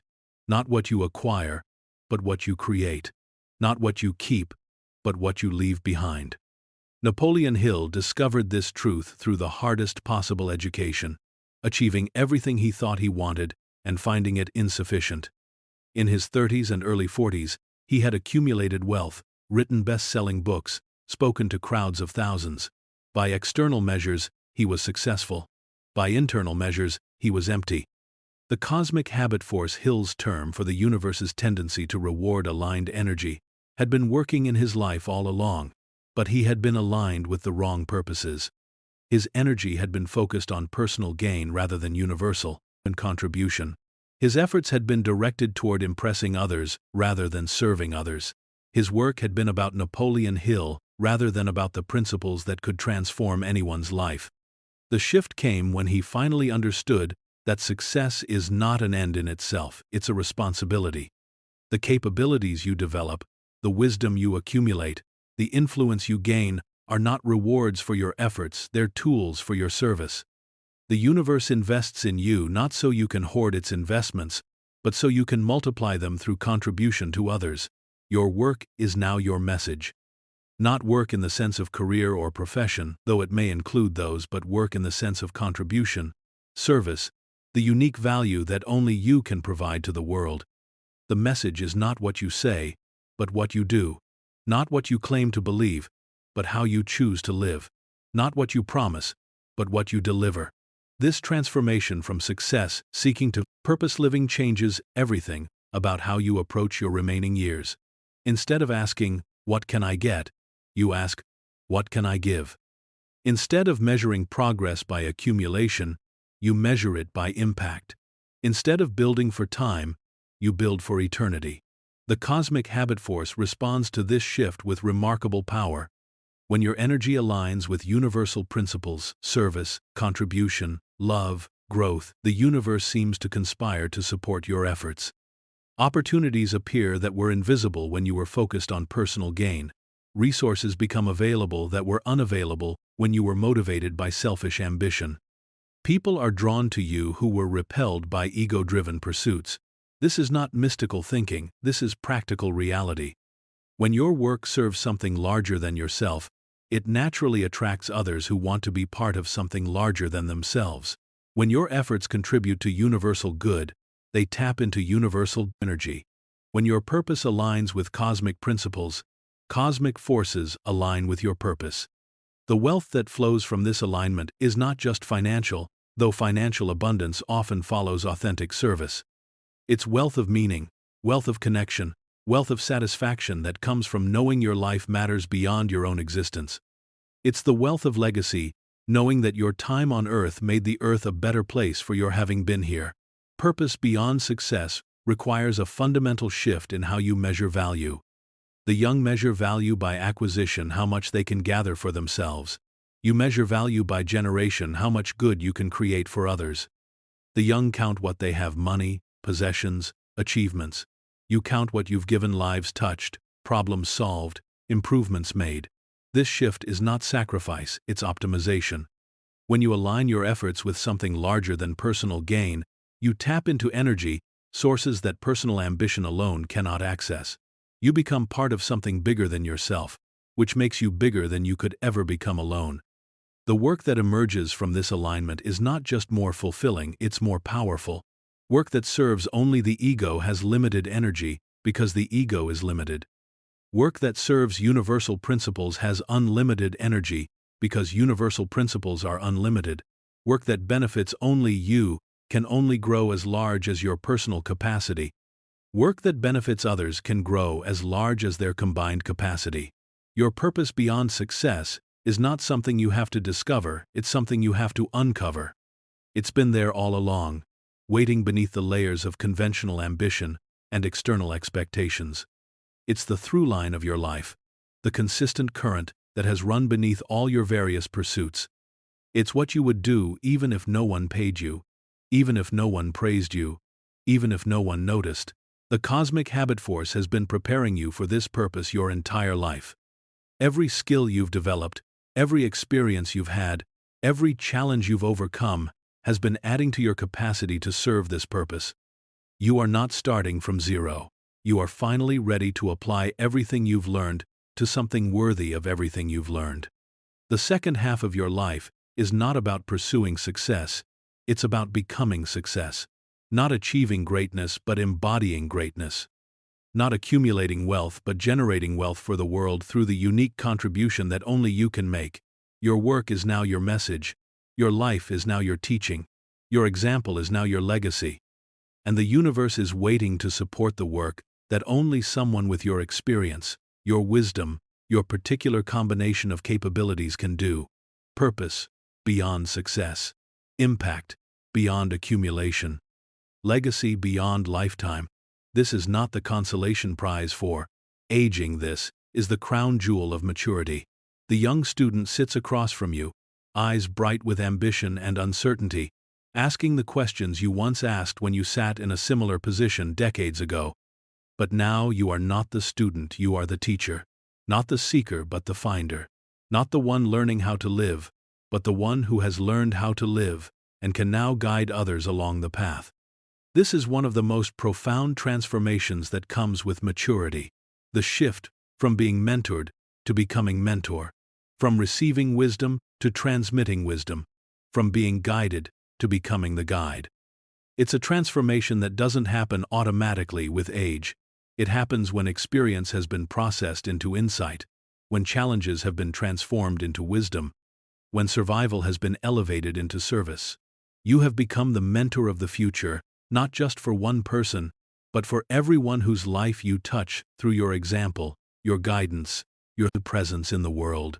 The wisdom you've accumulated, the lessons you've learned, the strength you've developed through overcoming obstacles, these are not just personal assets, they're resources that the world desperately needs. Napoleon Hill understood this transition profoundly.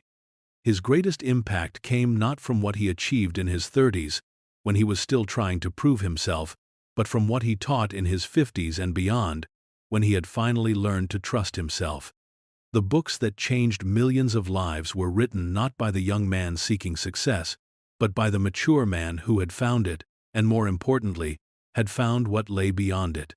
Hill's teaching after 50 carried a weight and authenticity that his earlier work could not possess. He was no longer sharing theories, he was sharing testimony. He was no longer offering possibilities, he was providing proof. He was no longer speaking from research, he was speaking from reality, his own lived experience of the principles he taught. This is the power you now possess as a mentor, the power of authenticity. You are not sharing what you've read or what you think might work. You are sharing what you've lived and what you know does work. You are not offering untested theories, you are providing battle-tested wisdom. You are not speaking from hope, you are speaking from evidence. The young need this kind of mentoring desperately. They are drowning in information but starving for wisdom. They have access to more knowledge than any generation in history, but they lack the context to know what knowledge is worth having. They can Google facts, but they cannot Google discernment. They can watch tutorials, but they cannot download the judgment that comes only from experience.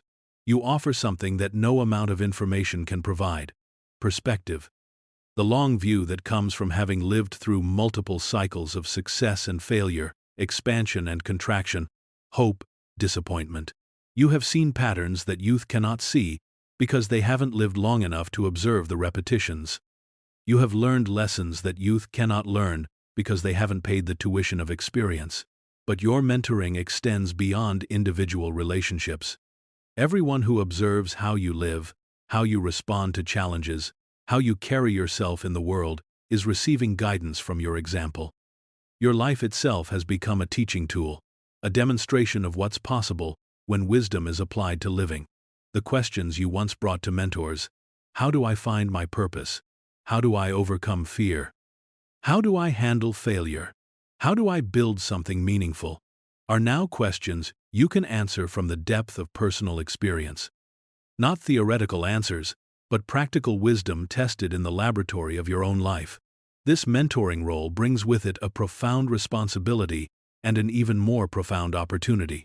The responsibility to live in a way that honors the wisdom you've gained, to make choices that demonstrate the principles you've learned, to be worthy of the trust that others place in you when they seek your guidance. The opportunity is even greater. The chance to multiply your impact far beyond what you could achieve through individual effort alone. Every person you mentor can mentor others. Every life you touch can touch other lives. Every piece of wisdom you share can be shared again, creating ripples that extend far beyond what you can see or measure. The mentor of the future doesn't just prepare individuals for success, they prepare the next generation to handle the challenges that are coming, to seize the opportunities that are emerging, to build the world that needs to be built. Your wisdom, hard-won through decades of experience, becomes part of the foundation on which the future is constructed. This is why your remaining years are not just about what you can accomplish personally, they're about what you can enable others to accomplish. Not just what you can build, but what you can teach others to build. Not just what you can achieve, but what you can inspire others to achieve. The emotional rhythm of this realization moves from calm inspiration to crescendo of hope. You begin to see that your influence extends far beyond your immediate circle, far beyond your own lifetime. You begin to understand that the wisdom you've gained is not just for your benefit, it's for the benefit of everyone whose life intersects with yours. The young Napoleon Hill gathered wisdom from others. The mature Napoleon Hill became a source of wisdom for others. The transition from wisdom seeker to wisdom giver is one of the most meaningful passages of a human life. You have made this transition not by abandoning learning you continue to learn, but by recognizing that you now have something valuable to teach. The student who once sat seeking guidance now offers guidance. The seeker who once asked questions now provides answers. The learner who once needed mentoring now gives mentoring. You are the mentor of the future. The future is waiting for what you have learned, what you have become, what you have to offer. The questions are ready. The students are searching. The world needs what you now know. Your time as student is not over, it never ends. But your time as teacher has begun. And the teaching you have to offer can only come from someone who has walked the path you've walked, learned the lessons you've learned, and emerged with the wisdom you've gained. The future is waiting for your mentorship. The question is not whether you're qualified, your experience has qualified you. The question is whether you're willing to accept the profound privilege and responsibility of becoming the guide you once needed. The heart will stop beating. The breath will cease flowing. The body will return to the elements from which it came. These are biological facts, inevitable and undeniable. But the mind, the accumulated wisdom, the insights gained, the contributions made, the lives touched the mind, can achieve a form of immortality that transcends the physical limits of existence. You are not just building a life, you are building a legacy. Not just creating achievements, but creating influence that will outlast your presence on earth. Not just accumulating experiences, but generating wisdom that can benefit people you will never meet, in times you will never see, facing challenges you cannot imagine. This is the immortal mind, the recognition that what matters most about your existence is not how long you live, but how deeply you live. Not how much time you have, but how much meaning you create with the time you have. Not what you take from the world, but what you leave for the world. We die when our purpose ends, not when our heart stops. As long as your purpose continues to serve the world, as long as your contributions continue to make a difference, as long as your influence continues to touch lives, you remain vitally alive in all the ways that matter most. This understanding transforms everything about how you approach your remaining years. Instead of counting down to an ending, you are building up to a culmination. Instead of preparing for death, you are preparing for transcendence. Instead of fighting against time, you are racing to complete the work that will make your time here meaningful. The immortal mind is not about achieving fame or being remembered by history, though some may achieve those things. It's about creating value that outlasts your physical presence. It's about solving problems that will stay solved. It's about teaching lessons that will keep teaching. It's about loving people in ways that will keep loving. Every business you build with integrity creates value for customers and employees long after you're gone. Every book you write continues to teach readers you'll never meet. Every person you mentor continues to mentor others. Every kindness you show ripples forward through time. Every problem you solve stays solved for everyone who comes after. This is practical immortality, the continuation of your best contributions beyond the end of your biological existence. It's not mystical or magical. It's simply the natural result of building something larger than yourself, something that doesn't depend on your continued presence to continue functioning. The ancient Greeks understood this concept profoundly. They distinguished between biological life bios and meaningful life. Zoe. Bios is limited. It begins with birth and ends with death. Zoe is unlimited. It can begin at any moment when purpose is discovered and can continue indefinitely through the impact that purpose creates. You have lived most of your bios, but you are just beginning to live your Zoe, the meaningful life, the purposeful existence, the contribution that defines immortality. This is what your remaining years are about. This is what your accumulated wisdom has been preparing you for. Napoleon Hill achieved this immortality through his writing and teaching. Decades after his physical death, his principles continue to transform lives. His insights continue to guide seekers. His example continues to inspire those who find their greatest success after 45. He is more alive now, in terms of impact and influence, than he ever was when his heart was beating. But immortality is not reserved for famous teachers and writers. Every parent who raises children with wisdom creates immortal influence through the values passed down through generations. Every professional who solves problems creates immortal value through the improvements that last. Every friend who offers genuine support creates immortal connection through the love that echoes forward. The secret to immortality is not to try to live forever, it's to create something that deserves to live forever.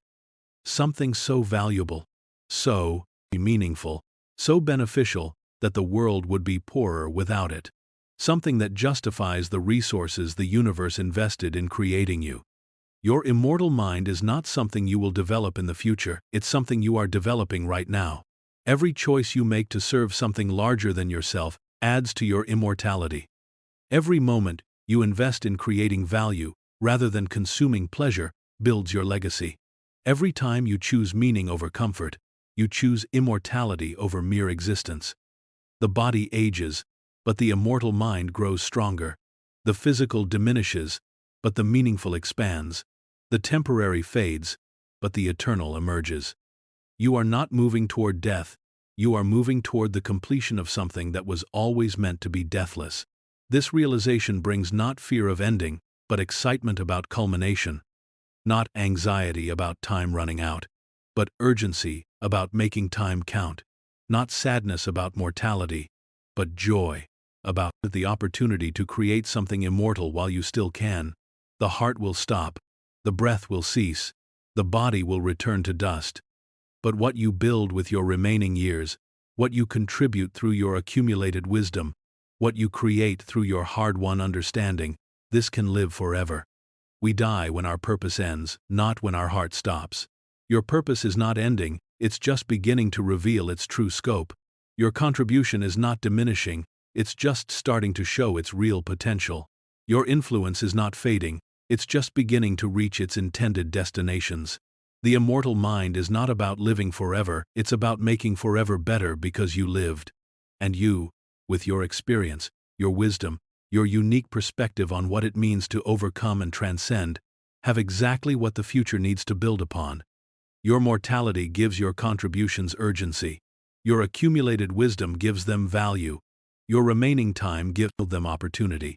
Together, these create the possibility not just for a meaningful ending, but for an immortal beginning.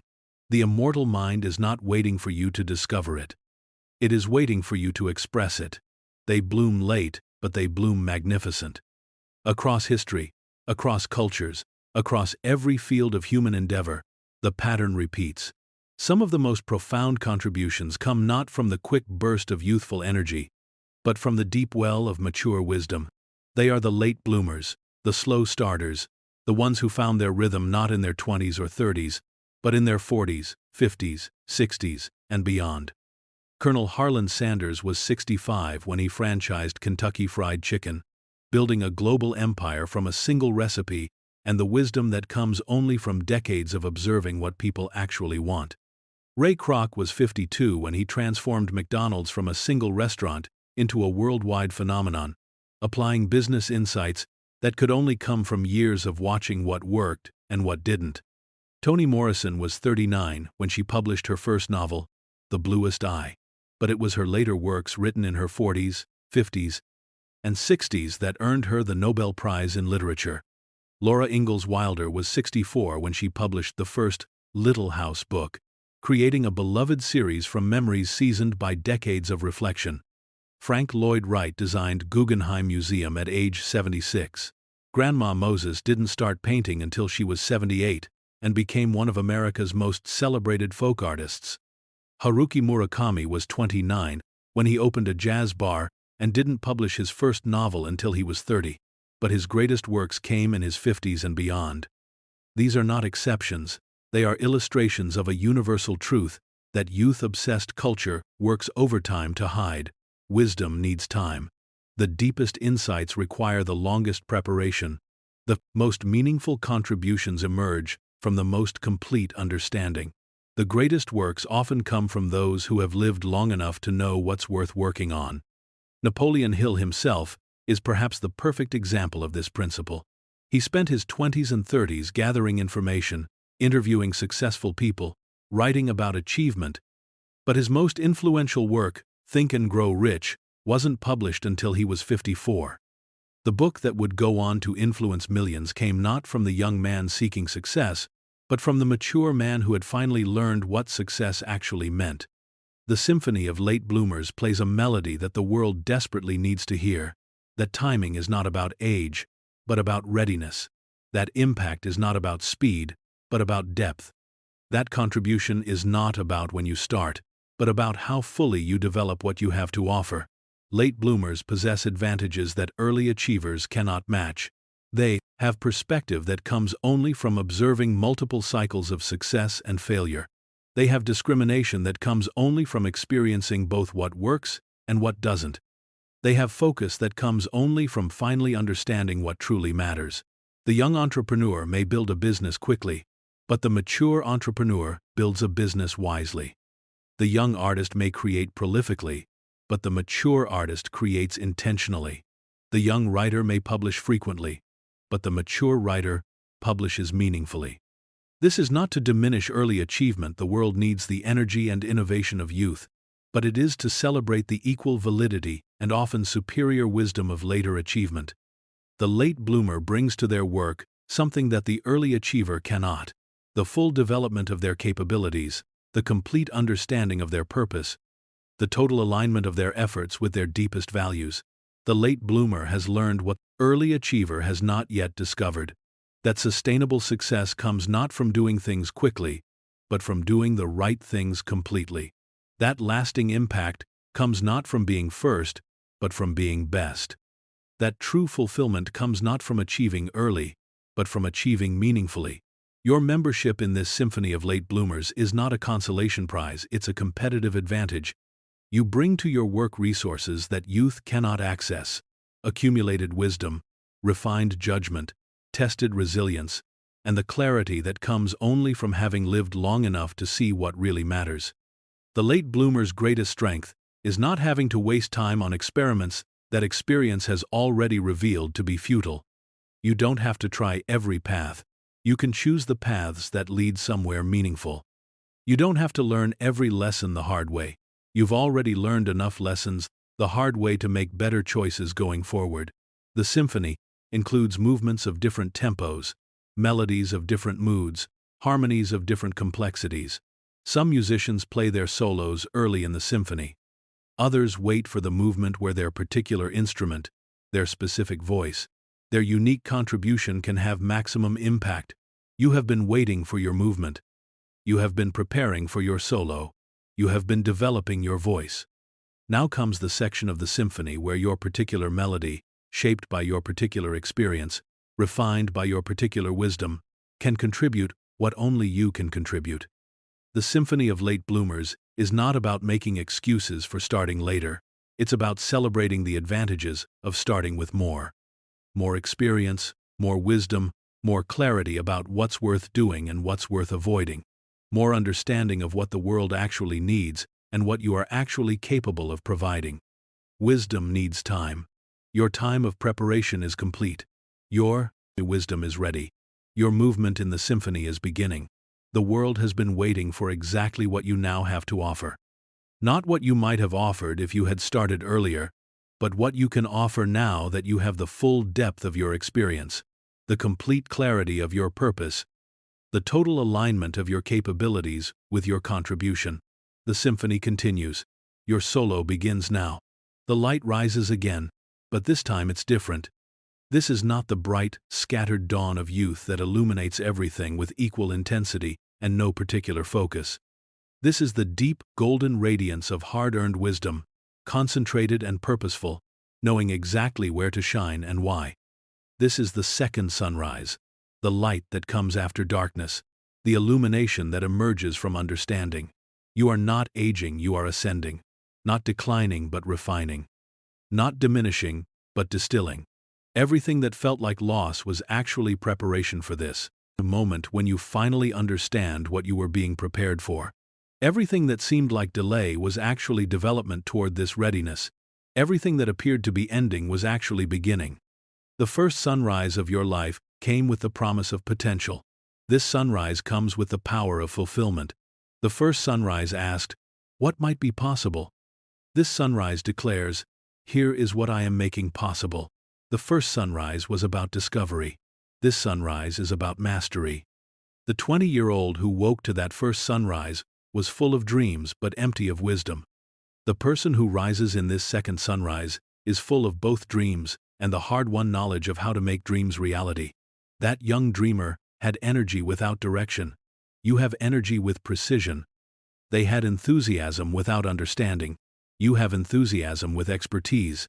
This is why your most powerful years are not behind you, they are ahead of you. Not despite your age, but because of it. Not in spite of your experience, but because of it. Not even though you've taken the long path, but precisely because you've taken the long path and learned what it has to teach. Napoleon Hill proved this truth through his own life. His most influential work came not in his 20s when he was full of ambition, not in his 30s when he was gathering information, but in his 50s when ambition had been tempered by wisdom and information had been transformed into understanding. His greatest impact came when the second sunrise illuminated not just what he wanted to achieve, but what was worth achieving. The second sunrise reveals what the first sunrise could not: the difference between success and significance, between achievement and contribution, between making a living and making a difference. The light that rises now in your life is not concerned with impressing others, it seeks to improve others, not with accumulating wealth but with generating value, not with building monuments to the ego but with creating structures that will serve the world. This light has a different quality than youth's light. It doesn't burn with the frantic energy of someone trying to prove their worth, it glows with the steady confidence of someone who knows their value. It doesn't flash and flicker with uncertainty, it radiates with the constant warmth of someone who has found their center. It doesn't scatter itself across infinite possibilities, it focuses itself on specific purposes. The second sunrise brings with it a different relationship with time. The first sunrise created the illusion of infinite tomorrows, which paradoxically led to endless postponement. This sunrise comes with the empowering awareness of finite time, which creates unprecedented focus. You can't afford to waste years on pursuits that don't align with your deepest values. You won't squander energy on goals that don't serve your highest purpose. This time, pressure is not stressful, it's clarifying. It eliminates the luxury of wandering and creates the necessity of choosing. It removes the comfort of postponement and demands the courage of commitment. It ends the age of preparation and begins the era of action. You stand now in the light of the second sunrise, and everything looks different than it did in the scattered brightness of the first dawn. You see clearly now what was always obscured by youth's glare, that your value is not in what you can become, but in what you are, that your power is not in your potential, but in your realization, that your worth is not in what you might accomplish, but in what you choose to contribute. The second sunrise illuminates the path forward with unprecedented clarity. You know now not just what you want to do, but what you must do. Not just what would be nice to achieve, but what is yours to achieve. Not just what might be possible, but what you are called to make possible. This is your time, not the time you missed in your 20s, not the time you wasted in your 30s, not the time you might have had if circumstances had been different. This time, this moment, this opportunity, this sunrise. The light that rises now has been earned through every challenge you've faced, refined through every failure you've survived, concentrated through every lesson you've learned. It is not borrowed light, it is generated light. It is not reflected light, it is original light. It is not temporary light, it is sustainable light. You are not the same person who watched the first sunrise decades ago. You are someone who has been forged by experience, shaped by challenges, refined by wisdom, and prepared for this moment when all the preparation finally reveals its purpose. You are someone who has earned the right to this light, who has developed the capacity to use this light, who has gained the wisdom to direct this light toward what matters most. Napoleon Hill proved it. You are living it, and your most powerful years illuminated by the second sunrise, guided by accumulated wisdom, driven by clarified purpose, and empowered by the rare combination of remaining time and complete preparation begin now. The second sunrise is here. The light is yours. The power is ready. The work awaits. Your most powerful years begin now. That's it for today. Make sure you're subscribed for the next wild story.